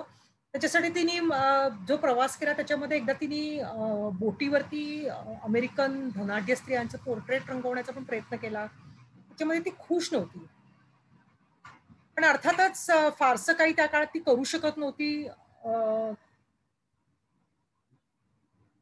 त्याच्यानंतर आपण एक महत्वाची चित्रकार बघूयात. आपण लक्षात घ्या, ह्याच्यामध्ये मध्ये खूप इतरही स्त्री चित्रकार आहेत, पण त्यांची आपल्याला पुढे बराच एक टप्पा आपल्याला गाठायचा आहे. त्याच्यामुळे आपण एक महत्वाच्या त्या काळातल्या चित्रकार बघूया. आपण फ्रिदा कालो, अर्थातच प्रत्येकालाच ही चित्रकार माहीत असते. जगभरामध्ये आपल्या स्वतंत्र, धाडसी किंवा जे मुक्त विचारांनी की प्रसिद्ध असलेली अशी ही चित्रकार. स्वतःच्या शारीरिक वेदनांना तिने चित्रांमध्ये उतरवण्याचं तिने एक काम केलं, जे त्या काळामध्ये काय किंवा नंतरच्या काळामध्ये सुद्धा अतिशय मूलभूत प्रकारचं असं काम होतं की पुढील काळातील चित्रकारांना आपल्या वैयक्तिकतेला चित्रांमध्ये आणण्याचं याच्यातून एक प्रोत्साहन मिळत गेलं. फ्रिदा कालो ही अशा अर्थाने एक खऱ्या अर्थाने एक लिगसी ठरलेली होती. तिच्या वैयक्तिक जीवनामध्ये 18व्या वर्षी झालेल्या अपघातामुळे तिला कायम बिछाण्याला खिळून राहावं लागलं होतं. असंख्य घाव तिच्या शरीराने झेललेले होते. तिला अधूपणा आला होता. वेदनादायी उपचार तिच्यावरती करावे लागले होते. पण या सगळ्यातूनही तिनं कधीही चित्रामधून स्वतःला व्यक्त करणं सोडलं नाही. आत्मचरित्रात तिची चित्र ही तिचं आत्मचरित्रच आहे पूर्णपणे. त्या वेदनेला तिने आपल्या स्वतःच्या चित्रांमध्ये आणलं. हे एक महत्वाचं काम तिने केलं. पण फ्रिदा ही तिच्या शारीरिक वेदनेमुळे म्हणा किंवा तिला भोगाव्या लागलेल्या प्रतारणेमुळे म्हणा अतिशय एककल्ली आणि एकाकी स्वभावाची बनलेली होती. पण कल्पनेचा एक सतत कल्पनाशक्ती अतिशय मोठ्या प्रचंड प्रमाणावरती तिच्या मेंदूत सतत दौडत असायची. त्याच्यातून मॅजिकल रिअलिझमचा तिने एक खूप सुंदर वापर आपल्या चित्रांमध्ये केला. जसं मी म्हटलं की ऑटोबायोग्राफिकल अशी तिची चित्रकला होती, त्यामुळे त्याच्यात लैंगिकता असो किंवा प्रेम असो, प्रतारणा असो, वेदना असो, सगळं काही तिने आपल्या चित्रांमधून खूप बोल्डली दाखवलं, खूप धाडसाने व्यक्त केलं. सुप्रसिद्ध चित्रकार जो दिएगो रिव्हिएरा, तो तिचा जोडीदार होता आणि त्याच्या प्रतारणेनंतर म्हणजे त्याला झालेल्या त्याच्या डिवोर्स नंतर तिने रंगवलेलं हे चित्र होतं. दोन फ्रिदा म्हणून एक या चित्र होतं. त्यातले एकीचं जे तिने हे डिवोर्स नंतर लगेच काढलेलं चित्र आहे. त्याच्यामध्ये दोन तिचे व्यक्तिमत्व तिने दाखवलेले आहे. एक तिच्या ट्रॅडिशनल तेहुनामा जी कॉस्ट्युम होता, जो पारंपरिक तिचा जो मेक्सिकन ड्रेस होता त्याच्यामधला आहे. त्याच्यामधलं तिचं भंगलेलं हृदय आहे. आणि दुसरी आधुनिक ड्रेस घातलेली आहे, स्वतंत्र आहे, इंडिपेंडंट दिसणारी आहे आणि तिचं हृदय अभंग आहे. बऱ्याच गोष्टी तिने चित्रांमधून कायम व्यक्त केलेल्या होत्या. तिचं हमिंग बर्ड जो तिचं एक स्वतःचं प्रतिनिधित्व करणारा होता, असं तिच्या चित्रांमध्ये कायम दिसायचा. काटेरी नेकलेस तिच्या चित्रांमध्ये होता, जो तिच्या वेदनेचं प्रतीक होता. अतिशय डार्क अशी तिची चित्र आहेत. हे ब्रोकन कॉलम तर अतिशय परिणाम करणार असं चित्र आहे. वेगवेगळ्या अर्थातच आपण जागतिक स्तरांवरील कलेकडे बघतो, त्याच्यामुळे वेगवेगळ्या प्रदेशांमधले आपण चित्रकारांचा याच्यामध्ये आढावा घेऊया. हिल्मा अफलिंग ही एक स्वीडिश चित्रकार होती आणि ज्या चित्रकारांचा शोध मी मगाशी म्हटलं तसं अलीकडच्या काळामध्ये ज्या लागलेला जो शोध होता त्यांच्यामधली ही एक चित्रकार होती. ऍबस्ट्रॅक्ट आर्टच्या अतिशय सुरुवातीच्या पायोनियर चित्रकारांपैकी हिचं काम होतं. लक्षात घ्या, बराच काळ स्त्रियांवरती असा आरोप केला गेला किंवा असा आक्षेप घेतला गेला की स्त्रियांमध्ये ऍबस्ट्रॅक्शन हे खूप उशिरा आलं. त्या काळामध्ये म्हणजे ज्या काळामध्ये 1862 ते 1944 सालीचा काळ आहे त्याच्यामध्ये स्त्रियांनी अशी चित्र काढलेलीच नाहीये असा एक समज होता. पण नंतर कला अभ्यासकांच्या असं लक्षात आलं की वासिली कॅन्डिन्स्की किंवा काझिमिर मेलविक किंवा पिएट मॉन्ड्रिया हे जे अमूर्त चित्रकलेचे जनक मानले जातात त्यांच्या चित्रांच्याही कितीतरी आधी अशा तिच्या काही चित्रांच्या रचना झालेल्या आहेत. आता अशा स्त्री चित्रकारांचा हे बघा किती वेगळ्या प्रकारची तिची त्या काळातली चित्रकला आहे. आता अशा चित्रकारांच्या शोधानंतर खरं तर कला इतिहासाची पुनर्मांडणी करणं भाग आहे, पण ती नजीकच्या काळामध्ये तरी केलेली नाहीये. ती केली जाणार आहे का हा एक मुख्य प्रश्न आहे. गुगनहाइम म्युझियम मध्ये अगदी अलीकडच्या काळामध्ये म्हणजे 2018 ते 19 मध्ये हिल्माच्या पेंटिंग फॉर द फ्युचर अशा चित्रांचं जे प्रदर्शन झालं ते तिच्या मृत्यूनंतर जवळपास 75 वर्षांनी हे प्रदर्शन झालं आणि त्यावेळी पहिल्यांदा हे सगळे कला अभ्यासक थक्क झाले होते तिची पेंटिंग बघून. ती हिल्मानी त्या काळामध्ये स्वीडिश विमेन आर्टिस्ट स्थापन केलेली होती आणि त्याचं ती खूप मोठ्या प्रमाणावर तिने कामही केलेलं होतं. हिल्मानी असं नोंदवून ठेवलेलं आहे की फिगरेटिव्ह कडून नॉन फिगरेटिव्ह कडे जाण्याचा तिचा जो प्रवास होता त्याचं कारण तिला अध्यात्माची लागलेली ओढ होती जी कॅन्डिन्स्कीनी सुद्धा त्याच्या ह्याच्यामध्ये नंतरच्या काळामध्ये नोंदवून ठेवलेली आहे. त्याच्यामुळे क्रिएशन किंवा इव्होल्युशन किंवा युनिव्हर्स हा तिच्या चित्रांचा एक मुख्य गाभा होता. आता आपण आपल्या माझ्या पण आवडत्या चित्रकाराकडे वळूया, जॉर्जिया ओकिफ. आधुनिक अमेरिकन चित्रकलेतलं हे एक अतिशय महत्वाचं नाव आहे. लक्षात घ्या की जेव्हा महत्वाचे अमेरिकन चित्रकार ज्या काळामध्ये रिअलिझम मध्ये चित्र रंगवत होते त्यावेळी ओकिफनी शुद्ध अमूर्त चित्रकला मध्ये तिने काम केलेलं आहे. खरं तर तिचे चित्रकलेचे जे विषय होत्या, ज्या संकल्पना होत्या त्या वनस्पती निसर्गातल्या संकल्पना होत्या. त्या वनस्पती, फुलं किंवा निसर्गातील आकारांचे रंग आणि रचनांना त्याच्यामध्ये प्राधान्य देऊन तिने केलेली आहे तिची ऍबस्ट्रॅक्ट चित्र. अतिशय देखणी, गूढ आणि एक प्रकारची सेन्शुअस अशी तिची ही चित्र आहेत. नैसर्गिक चित्रांची लय तिच्या चित्रांमध्ये आहे. तिची जी फ्लॉवरची तिची जी पूर्ण सिरीज आहे त्या सगळ्या चित्रांमध्ये अतिशय लय, अतिशय रंगांचा सुंदर वापर केलेला आहे. रशियन अमूर्त चित्रकार कॅन्डिन्स्कीचा तिच्यावरती खूप मोठा प्रभाव होता आणि त्यालाही तिच्या चित्रांची एक प्रकारची भुरळ पडलेली होती. ओकिफ स्वतःही अर्थातच स्टिग्लिट्झची ती पत्नी होती. ती स्वतः उत्तम फोटोग्राफर होती. ही एक पुढच्या काळातली लुई बोर्जेसीचं नाव मला आधी घेणं जरा महत्वाचं वाटलं, कारण एक ओकिफच्या नंतर जो एक आधुनिक आणि समकालीन चित्रकलेचा जो प्रवाह निर्माण झाला होता त्यातलं हे महत्वाचं नाव आहे. अतिशय वेगळं असं हिचं काम आहे आणि अतिशय दीर्घकाळ हिने काम केलेलं आहे. चित्रकला म्हणजे केवळ रंगवणं नाही आणि त्यातले ही जी एक संकल्पना होती जी पुरुष चित्रकारांनी मांडली आणि स्त्री चित्रकारांनी खूप उशिरा मांडली असता त्यांच्यावरती आक्षेप घेतला जातो, पण लुई बोर्जेसच्या कामामध्ये हा खूप आधी घेतलेला होता. मला विषय घडवायला आवडतात, प्रत्यक्ष स्वतःला त्याला एक शारीरता द्यायला आवडते असं तिचं म्हणणं होतं. आणि स्त्रीवादी तिचा विषय होता, पण तरी ती कुठल्याही स्त्री चळवळीमध्ये सामील झालेली नव्हती. ऍबस्ट्रॅक्ट एक्सप्रेशनिझम आणि सरियलिझम ह्या दोन चित्रप्रकारांमध्ये तिने काम केलेले आहे. अतिशय इम्प्रेसिव्ह असं तिचं काम आहे. आणि मगाशी मी म्हटलं तशी एक प्रदीर्घ तिची चित्रांची कारकीर्द खूप 80 वर्षांहून अधिक काळ, त्यामुळे तिने मोठी चित्रकारांची एक पिढी बघितलेली आहे आणि तिच्या चित्रकलेमध्ये ह्याचे सगळे टप्पे आपल्याला दिसतात.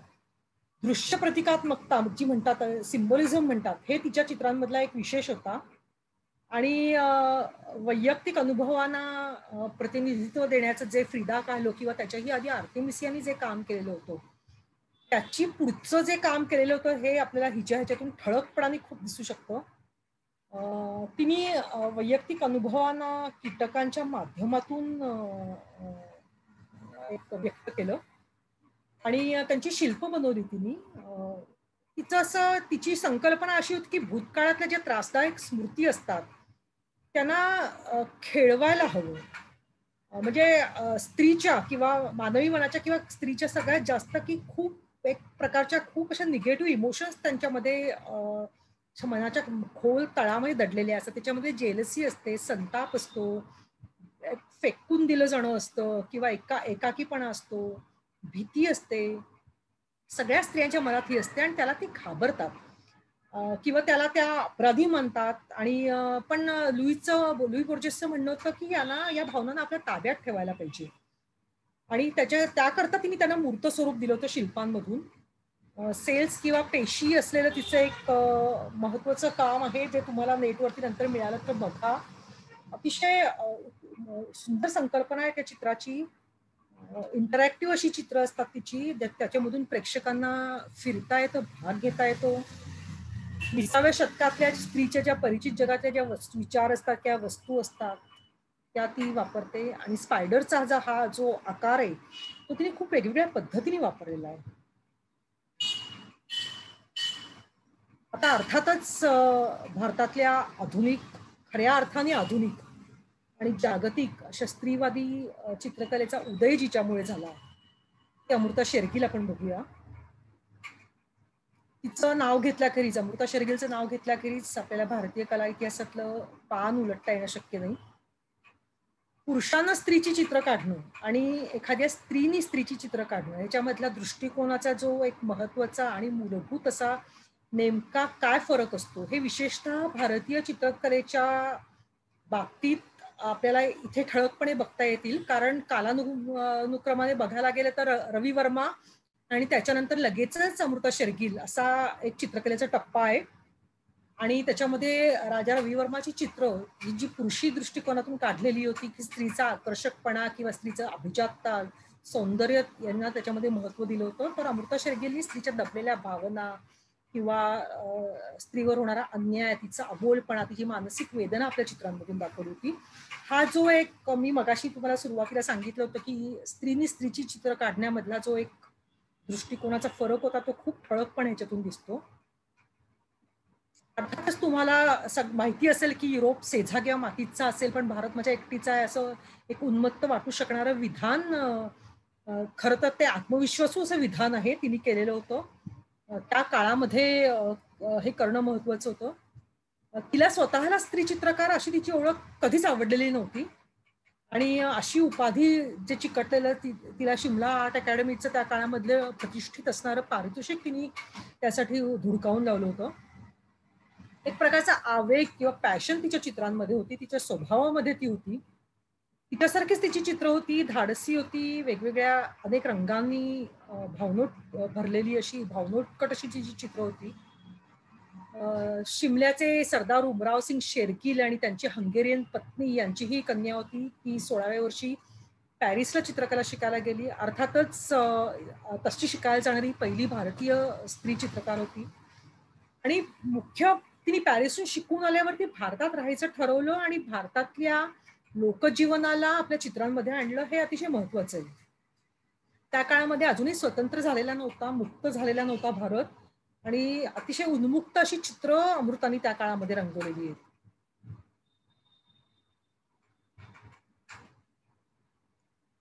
भारतीय लोकजीवनातले रंग तिच्या सगळ्या चित्रांमध्ये दिसतात. तिच्या चित्रांचे रंग तुम्ही बघायला गेलात तर ते झळझळीत आहेत. झळझळीत म्हणण्यापेक्षा त्याच्यात लाल, केशरी, अर्धन शेड्स आहेत, हळदी, पिवळ्या, हिरव्या छटांचे समूह तिच्या चित्रांमध्ये दिसतात. पण तिच्या चित्रांमध्ये असे रंग असले तरी तिच्या चित्रांमध्ये स्त्रियांच्या चेहऱ्यांवरचे भाव हे अतिशय अबोल असतात.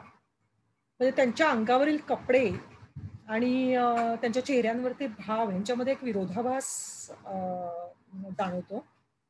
कारण त्याच्यातून एक अशी अनामिक घुसमट म्हणा किंवा दबलेली लैंगिकता किंवा अस्वस्थता दडवून पाहणाऱ्या मुली आहेत तिच्या 3 मुली ज्या अतिशय प्रसिद्ध आहेत. आपल्या वाटचं जे दुःख आलंय त्या मुकाटपणे भोगणाऱ्या या स्त्रिया आहेत. कोणीही हसत नाहीयेत, कोणीही आनंदी नाहीये. चित्रकार जेव्हा स्त्री असते तेव्हा आपल्या भोवतालच्या स्त्रियांकडे पाहण्याचा तिचा दृष्टिकोन किती खरा, वास्तववादी आणि सहानुभवाचा असतो. त्याचा प्रत्यय हा भारतीय चित्रकलेमध्ये अमृता शेरगिलच्या द्वारा पहिल्यांदा आला होता. म्हणजे आजवरच्या चित्रकलेमध्ये भारतामध्ये फक्त सौंदर्य, मातृत्व, पावित्र्य जे रेनेसान्स काळामध्ये, आर्तेमिसियाच्या काळामध्ये होतं, तेच त्याला छेद देऊन अमृता शेरगिलनी स्त्रीमधल्या माणसाला रंगवलं होतं. त्याच्याच बरोबर अमृताचं आणखीन एक अतिशय महत्वाचं काम म्हणजे भारतीय चित्रकलेला जागतिक स्तर तिने प्राप्त करून दिला. तिची चित्रकलेचं तंत्र पाश्चात्य धाटणीचं होतं आणि कला शिक्षण पॅरिसमध्ये झाल्यामुळे हे साहजिकच होतं. स्त्री पुरुष चित्रकार त्या काळामध्ये, नंतरच्या काळामध्ये तसे बरेच चालू होते, पण अमृता शेरगिल ही पहिली होती. पण तिचं तंत्र जरी पाश्चात्य असलं तरी त्याच्यामध्ये भारतीय मिनिएचर्स किंवा अजंठ्या किंवा कैलासची जी लेणी होती त्यातलं कोरीव काम होतं, त्याचा मोठा एक प्रभाव तिच्यावरती होता. भारतीय कलेतली जी एक गूढता होती किंवा अलौकिकता होती ती तिला मान्य होती आणि त्याचा ती शोध घेत होती. तिचं एक खेड्यामधलं दृश्य, तिने अशी बरीच विलेज सीन रंगवलेले आहेत. हे सरायामध्ये असताना अमृतानी रंगवलेलं एक स्थानिक स्त्रियांचं दृश्य आहे. पहाडी मिनिएचर शैलीची जी त्या काळातली जी एक ती शैली होती, त्याचा प्रभाव या तिच्या चित्रांवरती दिसेल. ती सिमल्यामध्ये किंवा सरायामध्ये तिच्या आजूबाजूला जे पहाडी प्रदेशांमध्ये ज्या स्त्रिया होत्या किंवा भारतातल्या ज्या काळ्या सावळ्या वर्णाच्या स्त्रिया होत्या त्या सगळ्या तिने तिच्या चित्रांमधून आणल्या. म्हणजे तिने जो प्रवास केला होता, दक्षिणेचा जो केला तिचा प्रवास होता, त्याच्यामध्ये तिने अनेक चित्र काढलेली होती. दुर्दैवाने झालं काय की भारतामध्ये अमृता काळाच्या पुढे गेलेली चित्रकार होती. तिचं कौतुक नंतरच्या काळामध्ये झालं, पण त्याच्यापेक्षा कौतुकापेक्षा तिच्या वाट्याला जास्त करून वाद किंवा टीका आली. म्हणजे तिचा स्वभाव अतिशय फटकळ आणि स्पष्ट वक्ता होता आणि त्या प्रत्येक फटकळपणाची किंवा आपल्या बेपर्वा जगण्याची, आपल्या स्वातंत्र्याची, तिने मिळवलेल्या स्वातंत्र्याची प्रत्येक किंमत तिने तिच्या छोट्याशा आयुष्यामध्ये तिला चुकवावी लागली होती.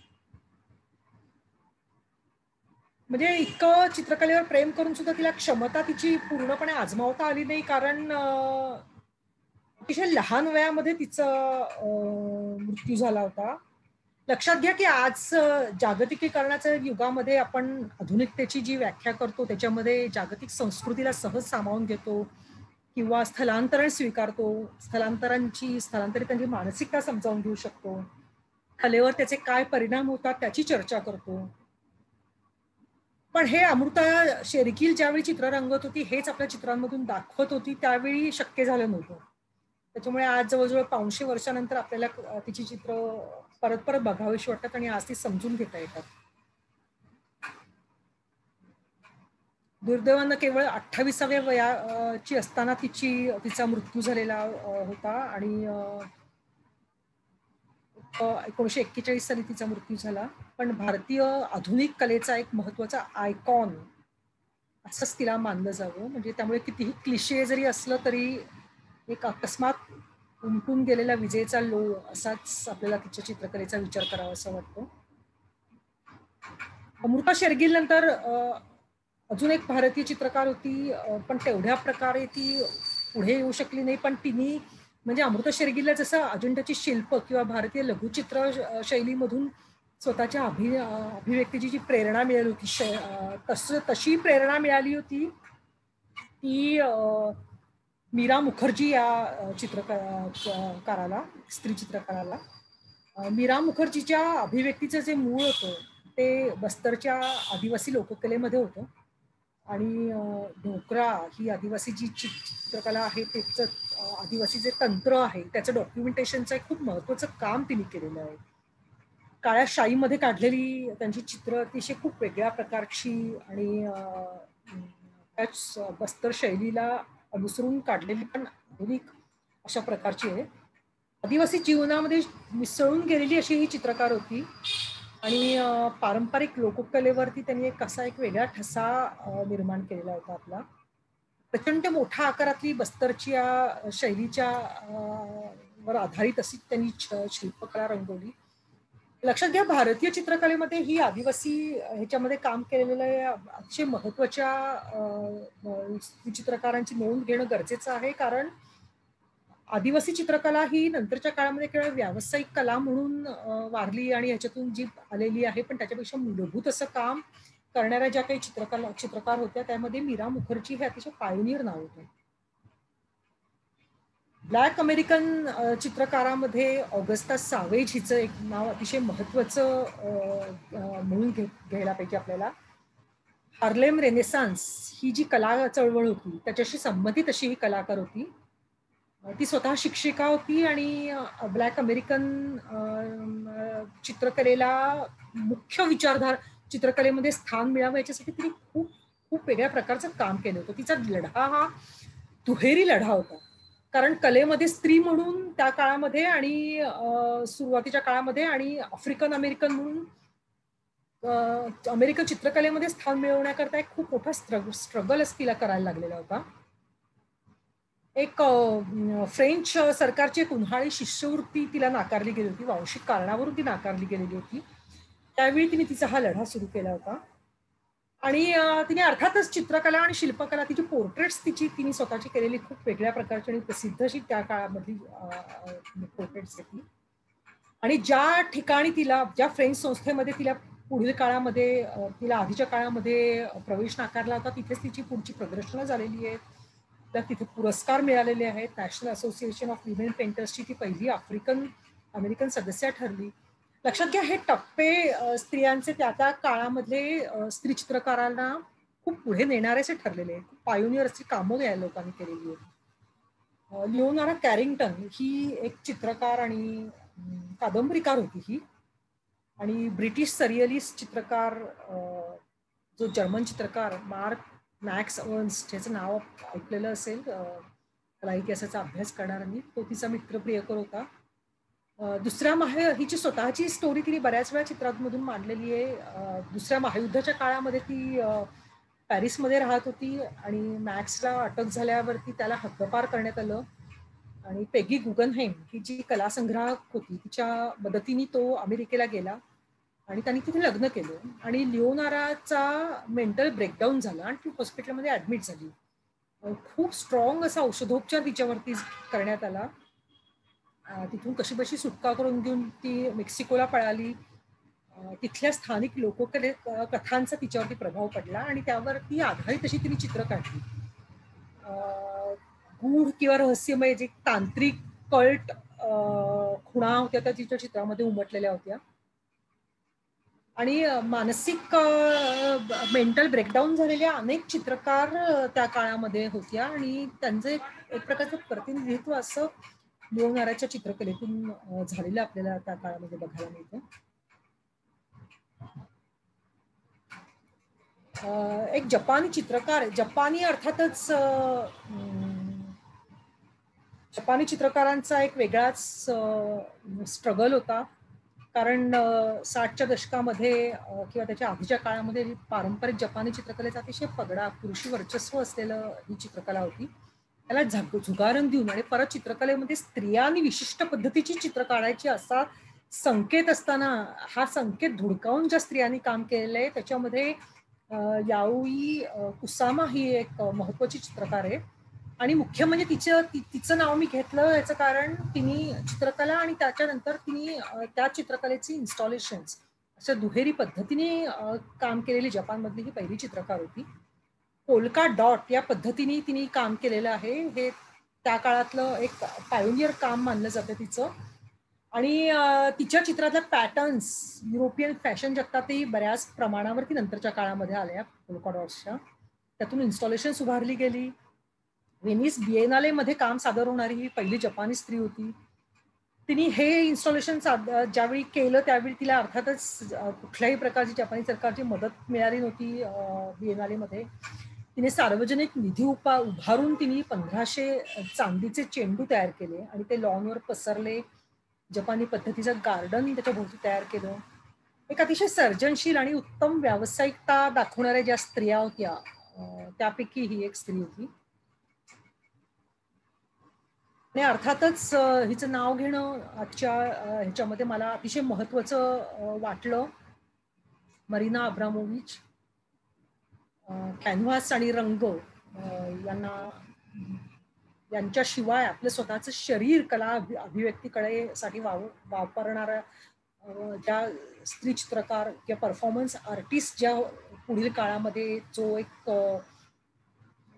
स्त्री चित्रकारांसाठी मार्ग खुला झाला, त्याचं पायोनियर काम असं तिने केलेलं, ग्रँड मदर असंच तिला या कामामध्ये संबोधलं जातं. 5 दशकांहून जवळजवळ 5 दशकांहून अधिक काळ ती अथकपणाने हे परफॉर्मन्स करते आहे. बेलग्रेड युगोस्लावियामध्ये तिचा जन्म झाला होता आणि साहजिकच कम्युनिस्ट वातावरणामध्ये अतिशय शिस्तप्रिय अशा सामाजिक वातावरणामध्ये तिचे पालकही स्वतःचे आईवडील अतिशय कडक होते. त्यांच्या पोटी जन्म घेतलेल्या मरीनाने कला शिक्षण घेतलं त्यावेळी, आणि ज्यावेळी अभिव्यक्तीला सुरुवात केली त्याच्यावेळी सर्वात पहिल्यांदा तिने जे काम केलं असेल तर स्त्री म्हणून आणि एक व्यक्ती म्हणून तिच्यावरती जी असंख्य बंधनं लादली गेलेली होती ती झुगारण्याचं सगळ्यात महत्वाचं काम तिने केलं, आणि ती झुगारल्याशिवाय मला कलाकार म्हणून जगता येणार नाही असं तिचं म्हणणं होतं. परफॉर्मन्स आर्टला तिने सुरुवात केली ह्याच्या मागे खूप वेगवेगळ्या प्रकारची कारणं तिने दिलेली आहे. त्याच्यामध्ये अनेक स्त्रीवादी कारणं आहेत. तसंच लोकांशी जर कलेच्या माध्यमातून जोडलं जायचं असेल तर त्यांच्यापर्यंत पोहोचायचं असेल तर परफॉर्मन्स आर्टशिवाय पर्याय नाही असं तिला वाटत होतं. आणि एक अतिशय मूलभूत असं त्या काळात तिचं काम होतं. 70च्या दशकामध्ये तिने स्वतःच्या शरीराच्या माध्यमातून आणि त्याला साऊंड, फोटोग्राफी, व्हिडिओ, स्कल्पचर्स यांची जोड देऊन परफॉर्मन्स आर्ट सुरू केली. त्या परफॉर्मन्स आर्टमध्ये तासनतास स्वतःच्या शरीराच्या मर्यादेला, वेदनेला, सहनशीलतेला, आपण जसं म्हणतो धाडसाच्या परिसीमेपर्यंत खेचत न्यावं लागतं. अनेक धोके पत्करून तिनं परफॉर्मन्सचे प्रयोग केलेले होते, आणि त्याच्यामध्ये विश्वास म्हणा किंवा चिकाटी म्हणा किंवा थकावट म्हणा अशा सगळ्या भावनांचा तिने सखोल आणि भौतिक असा शोध घेतला. हा तिचा जर्मन पार्टनर उले तिच्याबरोबर दिसतोय. त्याच्याबरोबरही तिने जगभरात अनेक प्रयोग केलेले होते, आणि त्याच्याबरोबर ती नंतर ती जेव्हा वेगळी झाली तेव्हा बीजिंग पूर्ण भिंत दोन्ही बाजूनी चालत जाऊन त्यांनी केलेला आर्ट परफॉर्मन्स हा एक वेगळ्या प्रकारचा आर्ट परफॉर्मन्स होता. त्याचा व्हिडिओ तुम्हाला बघता येईल. जे समकालीन भारतीय चित्रकार आहेत त्यांच्यामधलं अर्पिता सिंग यांचं नाव घेणं मला महत्वाचं वाटतं, कारण वास्तव जगातल्या ज्या आजच्या ज्या खरी स्त्री जी आहे तिचं प्रतिबिंब त्यांनी चित्रांमध्ये उमटवण्याचं खूप महत्वाचं असं काम केलेलं आहे.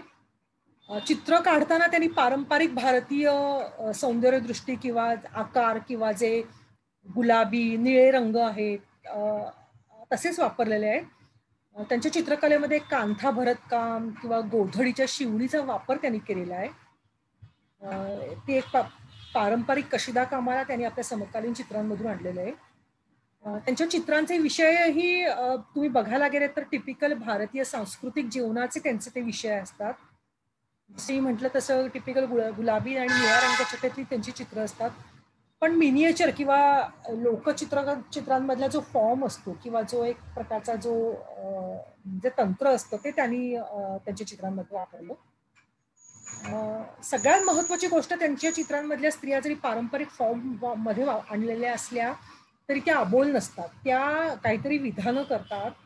आणि सगळ्यात महत्वाचं या स्त्रिया ज्या असतात त्या प्रौढ अशा स्त्रिया दाखवतात, त्या जोडपं दाखवतात, त्या सांसारिक सुखदुःख पचवलेल्या अशा त्यांच्या त्या स्त्रिया असतात.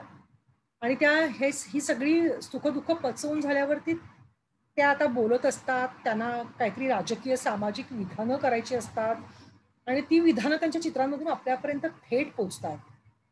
अनेक वेळा फुलं किंवा प्राणी अशा वस्तू त्यांच्या चित्रांच्या मध्यभागी त्यांनी ठेवलेल्या असतात.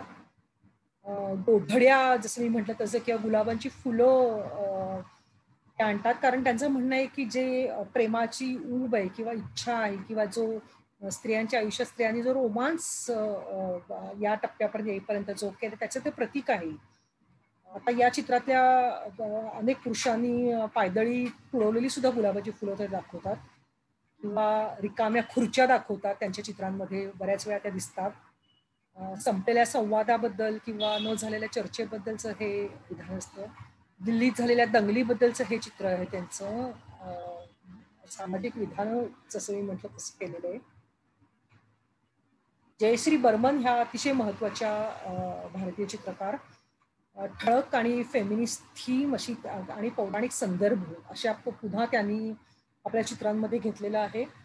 आणि स्त्रीचा स्ट्रगल म्हणा किंवा स्ट्रेंथ म्हणा हे दोन्ही त्या चित्रांमधून आपल्याला दाखवायचा प्रयत्न करतात.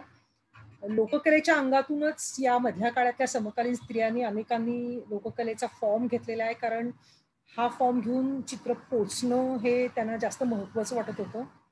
पण या फॉर्म मधला जो साधेपणा आहे किंवा निरागसता आहे त्याच्या खूप पलीकडे जाणारी अशी ही चित्र आहेत. त्याच्यामध्ये स्ट्रॉंग असं ते भाष्य करतात. काही वेळा ती भाष्य ही हिंसक असतं. लक्षात घ्या, मी तुम्हाला चित्रकारांची ओळख करून देते. वेळेच्या मर्यादेमुळे मला त्यांची सगळी चित्र दाखवता येत नाहीये, पण तुम्ही ह्या चित्रकारांची सगळी चित्र नेटवरती बघू शकता. त्यांच्या जयश्री बर्मन यांच्या चित्रांमधले आकार बघितले तर मानव आणि प्राणी यांचे असे एकत्रित केलेले आकार असतात. स्त्री आणि निसर्ग यांच्यातली एकतानता त्यांना दाखवायची असते किंवा पृथ्वीचं प्रतीक त्यांच्या चित्रात वारंवार दिसतं. 60च्या दशकातली जी बंगालची जी एक ठराविक शैली होती त्याच्याहून वेगळी अशी चित्रकला त्यांनी जोपासली. त्याच्यामुळे अर्थातच मुख्य धारेमध्ये स्वीकारायला त्यांना खूप वेळ लागला, कारण बंगाली चित्रशैलीचा प्रभाव खूप जास्त होता. पण तरी त्यांनी त्यांची शैली बदलली नाही आणि आज महत्वाच्या भारतीय समकालीन चित्रकार म्हणून ते ओळखले जातात. या पुढच्या काळातल्या म्हणजे 80च्या दशकातल्या अतिशय महत्वाचं नाव असं असलेली चित्रकार ही अर्पणा कौर. लांबलचक हात असलेल्या स्त्रिया त्यांच्या पेंटिंगमध्ये आपल्याला खूप वेळ दिसतात. म्हणजे त्या अशा हात लांबून काहीतरी मागतायत किंवा काहीतरी देत आहेत किंवा काहीतरी उचलत आहेत. कधी त्या मदतीची याचना करतात, आधार देतात, काम संपवत. लांब हाताच्या प्रतीकातून त्यांनी अनेक गोष्टी व्यक्त केलेल्या आहेत. म्हणजे स्त्रियांमधली शक्ती किंवा कणखरपणा किंवा त्याचं एक असहाय्यता अशी त्यांच्या चित्रातून दिसते. वृंदावनातल्या अनाथ विधवा स्त्रियांचं चित्रण केलं त्यांचं हे पेंटिंग. म्हणजे त्यातली जी वास्तवता आहे ती इतकी तीक्ष्ण अशी वास्तवता आहे, न बघवता येणारी अशी वास्तवता आहे. बशोली मिनिएचर्सची पुन्हा त्यांनी शैलीत त्यांची पेंटिंग्स केलेली आहेत आणि देखण्या रचनांकरता त्या जरी प्रसिद्ध असल्या तरी लक्षात घ्या की त्या स्त्रियांवरील बलात्कार त्यांना वापरून फेकून दिलं जाणं आणि यातल्या अत्याचार अर्पणा कौरनी टिपलेल्या आहेत. तसाच ह्या गोगी सरोज पाल यांची ही चित्र आहेत. त्याच्या करुणामय किंवा आपण एक म्हणू की दुःखी चेहऱ्याच्या स्त्रिया गोगींच्या चित्रातून दिसतात. एक प्रकारच्या कामधेनूचं त्यांनी प्रतीक आपल्या चित्रांमधून वापरलेले. 90च्या दशकातली ही चित्रकार आहे आणि अद्भुत काल्पनिक गोष्टींची एक मालिका त्यांनी आपल्या चित्रांमधून सुरू केलेली होती. कामधेनूचं प्रतीक घेण्याच्या मागे कारण होतं की सर्वांच्या मनोकामना पूर्ण करणारी किंवा सर्वांच्या इच्छांचं फलित असणारी ही कामधेनू आहे. आणि अर्थातच अंजोली इलाम यांचं नाव घेणं महत्वाचं आहे, कारण या समकालीन महत्वाचे चित्रकार आहेत. फाळणीचा जो एक प्रकारचा त्यांनी जे स्थलांतरितांचं दुःख भोगलेलं आहे ते त्यांनी आपल्या चित्रांमधून मांडलेलं आहे. सौंदर्यवादी अशी त्यांची चित्र आहेत, तशी त्यांच्यावरती बराच काय टीका केली गेली, पण त्यांच्या चित्रांमध्ये तुम्ही स्त्री बघाल तर ती कोंडलेली स्त्री आहे, बद्ध आहे, तिच्या अनेक अंतरस्तर तिच्या मनामध्ये आहेत. कावळ्याचं प्रतीक त्यांनी बऱ्याच वेळा वापरलेलं आहे, कारण त्याच्यातून त्यांना मे बी पुरुषी मनोवृत्तीचं किंवा दबलेल्या लैंगिकतेचं प्रतीक त्यांना दाखवायचं होतं. तशाच निलिमा शेख त्या एक महत्वाचं स्त्रीवादी चित्रकारांचं नाव आहे. त्या आपल्या आजच्या ज्या सामाजिक स्तरातील अनेक चित्रकार स्त्रियांचं जे जीवन आहे ते त्यांनी आपल्या चित्रांमधून मांडलेलं आहे. वैयक्तिकतेच्या पलीकडे जाणाऱ्या ज्या भारतीय समकालीन चित्रकार आहेत त्याच्यामधल्या आहे एक महत्वाचं नाव आहे. आणि 60च्या दशकातल्या खूप कमी भारतीय चित्रकारांनी अशा तऱ्हेची चित्रकला केलेली आहे. सामाजिक रूढी किंवा बंधनांमुळे भारतीय स्त्रियांवरती जो एक प्रकारचा अन्याय झालेला आहे त्याच्यावरती आधारित त्यांनी एक खूप मोठी चित्रमालिका केलेली होती, चंपा मोठी होत जाताना असं. ती तुम्ही जरूर बघा. 12 चित्रांची ही मालिका आहे. एका लहान वयामध्ये मुलीच्या लग्न झालेल्या मुलीच्या वास्तव आयुष्यातलं चित्रण त्यांनी केलेलं आहे. त्या स्वतः इतिहासाच्या अभ्यासक होत्या. सामाजिक इतिहास हा विषय त्यांनी आपल्या चित्रांमधून वारंवार आणलेला आहे. अनेकदा त्यांनी आपल्या चित्रांमधली शैली मुघल किंवा राजपूत चित्राच्या शैलीसारखी ठेवलेली आहे. काव्यमयता त्यामुळे त्यांच्या चित्रांमध्ये येते, पण दिसते ती सामाजिक कहाणी त्यांच्या चित्रांमधून. ही एक महत्वाची अशी चित्रकार आहे मिकेलन थॉमस. कोलाज पेंटिंग्स तिने केलेली आहेत. अमेरिकन आहे. 1980च्या दशकातली ही चित्रकार आहे. आणि लैंगिकता आणि वांशिकता किंवा सौंदर्याचे जे निकष आहे, जे रंग यांचे जो बायस होता त्याच्या संदर्भातले जे प्रचलित सामाजिक नियम होते ते तिने धुडकावून लावलेले. तिचं वेगळं काम म्हणजे तिने हे अशी असंख्य निषेधाची पोस्टर्स तयार करून त्यांना रंग देऊन तिने त्यांची प्रचंड कोलाज बनवली. अर्थातच तिच्या चित्रामध्ये प्रतिकात्मकता होती आणि त्याचबरोबर आपले केस किंवा शूज किंवा कपडे हेही तिने कोलाजमध्ये वापरलेले आहेत. तिचं नाव घेणं मला महत्वाचं वाटतंय, कारण स्त्रीच्या पारंपरिक ज्या संकल्पना आहेत त्यांना धक्का देणारी अशी विधानं तिने केलेली आहेत. इम्प्रेशनिझम, क्युबिझम किंवा दादाइझम म्हणजे ह्या सगळ्या महत्वाच्या कलेतली इतिहासातल्या ज्या शाखा होत्या त्याच्यातल्या पिकासो, मातीज, माने यांच्या चित्रांमधल्या ज्या स्त्रिया रंगवल्या गेल्या, त्या रंगवलेल्या स्त्रियांच्या तिने पुन्हा त्यांचं पुनर्चित्रण केलं आणि त्या स्त्री व्यक्तिरेखा पुरुष व्यक्तिरेखांच्या जागी अनेकदा स्त्री व्यक्तिरेखा केल्या, स्त्री व्यक्तिरेखांच्या जागी पुरुष व्यक्तिरेखांची मांडणी केली. हे तिचं काम अतिशय बघण्यासारखं आहे. आणि पोस्ट ब्लॅक जी आर्ट मुवमेंट होती त्याची ही महत्वाची कार्यकर्ती होती. ही मी मगाशी तुम्हाला जे दाखवत होते त्या चित्रकलेमधल्या एक जी हेलेन जर म्हटलं की ज्या पुढच्या काळामध्ये नंतर ज्या चित्रकारांचं काम जे नंतर जे प्रदर्शित झालं आणि ज्या चित्रकारांनी एक आपल्या कामामधून वेगळेपणा दाखवला त्याच्यातली ही एक महत्वाची अशी चित्रकार होती. स्टेन पेंटिंग मध्ये तिचं काम आहे आणि रंगांचा अतिशय अनोखा असा वापर करून तिने सखोल मेडिटेटिव्ह अशा रचना आपल्या चित्रांमधून केलेल्या आहेत. अमूर्त चित्रकलेमध्ये स्त्रिया काम करू शकत नाहीत हा समज खोटा पाडणारी अशी ही जर्मन चित्रकार होती आणि अर्थातच तिला याच्यासाठी अनेक प्रकारची टीका सहन करायला लागलेली आहे. लक्षात घ्या की आपण मध्ययुगीन चित्रकलेपासून ते पुढचा रेनेसान्स आणि किंवा इम्प्रेशनिझम असा एक मोठा काळ आपण बघितलेला आहे. भारतीय चित्रकलेपर्यंत आपण आलेलो आहे.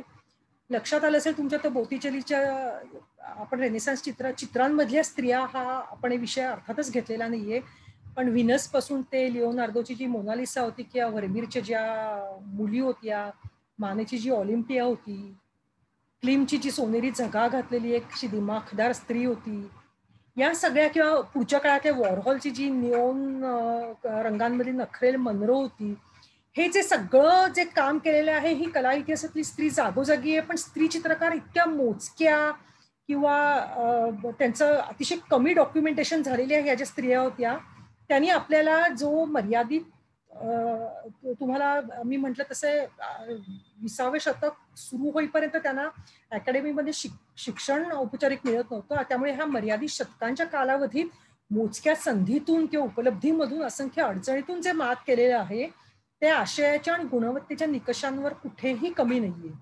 म्हणजे यात मायकेल एंजेलो, रेम्ब्रा किंवा पिकासोचा दिमाग नसेल. जसं मी तुम्हाला म्हटलं मगाच्या त्या एसेचं उदाहरण दिलं होतं की थोर चित्रकार हे दिमाखदार चित्रकार स्त्री चित्रकारितेमध्ये का दिसत नाहीये, तर कदाचित हा दिमाग नसेल, ही भव्यता नसेल, पण एक भावनिकतेची म्हणा किंवा संवेदनशीलतेची म्हणा अशी अथांग खोली या सगळ्या स्त्री चित्रकारांच्या चित्रांमध्ये आहे.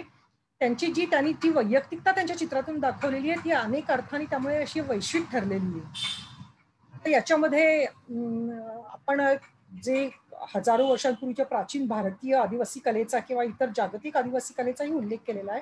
त्यातल्याही अनेक स्त्रिया आहेत, जशा भुरीबाई सारख्या स्त्रिया आहेत, त्या भिल्ला आर्टिस्ट आहेत किंवा आपल्या वारली चित्रकलेतल्या ज्या स्त्रिया होत्या त्यांचे उल्लेख मला इथे दुर्दैवाने करता येत नाहीयेत. कारण आपली वेळेची मर्यादा त्याच्यासाठी आहे. तर माझं प्रेझेंटेशन मी इथे संपवतेय. तुम्हाला कोणाला काही याच्याबद्दल काही बोलायचं असेल, विचारायचं असेल तर जरूर विचारा.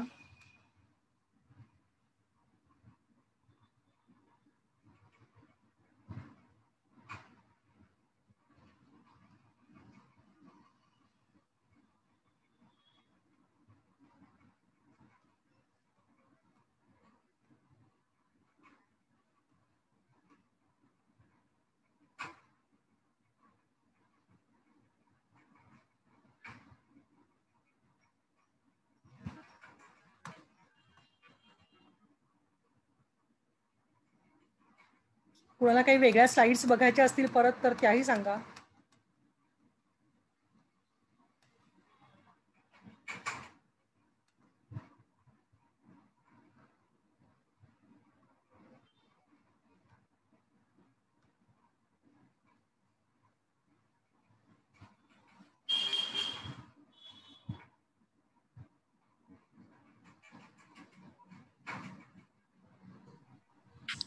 हॅलो.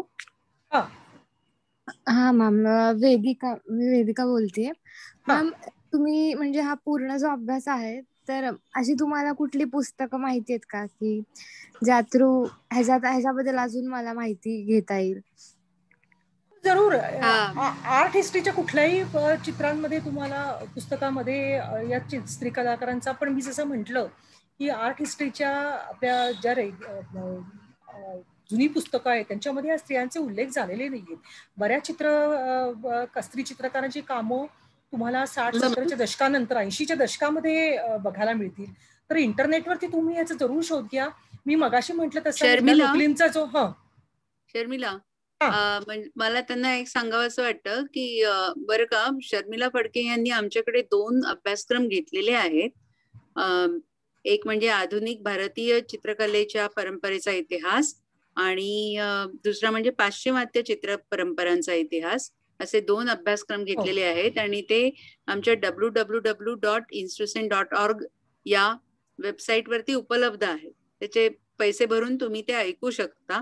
आणि इंटरनेटवरती तुम्ही काहीही शोधायला गेलात, फक्त तुम्हाला काय हवंय ती वाक्य शब्द तिथे टाईप केलेत की तुम्हाला खूप माहिती मिळू शकते.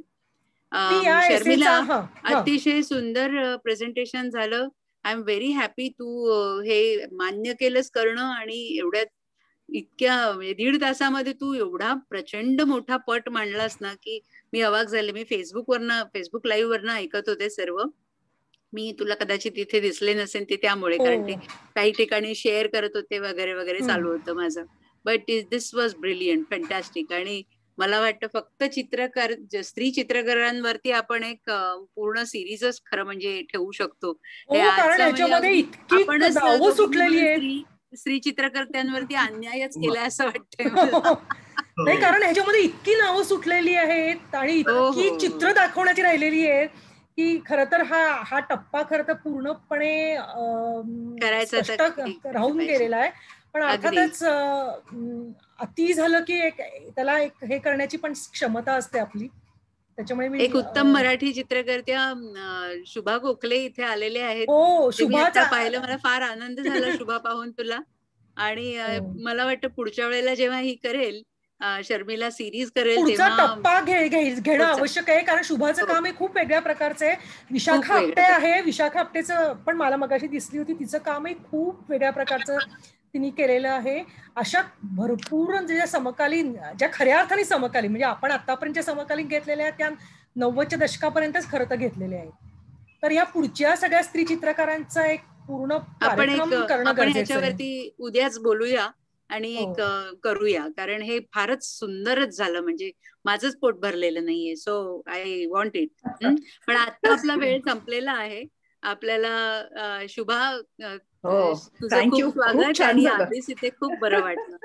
नाही, खूपच छान झालं. मला पण खूप इंटरेस्टिंग वाटलं. आणि हे म्हणजे आपण आंतरराष्ट्रीय महिला दिनानिमित्त काहीतरी आपल्याला करायची सुरसुरी येते, त्यातून हे झालं, हे फार चांगलं झालं. I am really really very happy. पण हे कंटिन्यू करायला पाहिजे अजून. हो करूया, नक्की करूया. Sharmila, that is a promise from you. I am नक्की नक्की नक्की नक्की. आणि खरोखरच खूप गोष्टी आहेत त्याच्यामध्ये ज्या सांगायला पाहिजे आज इतिहासात. म्हणजे आणि आपण इतिहास उडत गेलेलो आहे. हो, म्हणजे इतिहासातले केवळ आपण टप्पे रेफरन्स मध्ये घेतलेले आहेत. अर्थातच ते घेणं गरजेचं होतं. म्हणजे मी म्हटलं तसं आपल्या स्त्री चित्रकार कदाचित जास्त घेता आले असते ह्याच्यामध्ये, पण जर आपण इतिहास घेतला नसता तर मग काही उपयोग नसता झाला. आजची ही खरोखरीच फक्त ओळख आहे. तू आम्हाला इंट्रोडक्शन मनाचं साठवलेलं आहेस. सगळ्या ऐकावे पेशंटला ऐकणाऱ्या सगळ्यांचे मनापासून आभार. अरे खूप इंटरेस्टिंग झालं. Thank you very much. आपण थांबूया. चॅटमध्ये काही प्रश्न आहेत का? नाही, चॅटमध्ये काही प्रश्न नाहीयेत आता. आपण आणि ते प्रश्न असले तरी आपण नंतर बघूया त्याच्याकडे. आता आपली वेळ संपलेली आहे, झूम सेशनची वेळ संपलेली आहे, आपल्याला बंद करायला लागेल. त्यामुळे घड्याळाकडे एक नजर ठेवूनच होते. पुन्हा आपण बोलूया आणि हे करूया नक्की. सगळ्यांना शुभेच्छा. इन्स्टिट्यूशन तर्फे सर्वांचे आभार. आणि शर्मिला, हो, मी मगाशी तुझे आभार मानले होते की या आवडत्या विषयावरती खास बोलायची संधी मिळाली, पण तू नव्हतीस तेव्हा कदाचित. मी याच्यावर बोलत नव्हते, मी फेसबुक वरती गेले ना. फेसबुक लाईव्ह ऐकणं मला ते बरं वाटत होतं, म्हणजे थोडं शेअर करण्याचं वगैरे चाललं होतं प्रयत्न. म्हटलं आज ओळख तुझी माझ्या तरुण मैत्रिणी करून देत आहेत, तर आपण फेसबुक सांभाळावं. Okay, good night. Okay, good night. Thank you. Good night. Thank you, ma'am. Happy Women's Day. Happy Women's Day. Now night.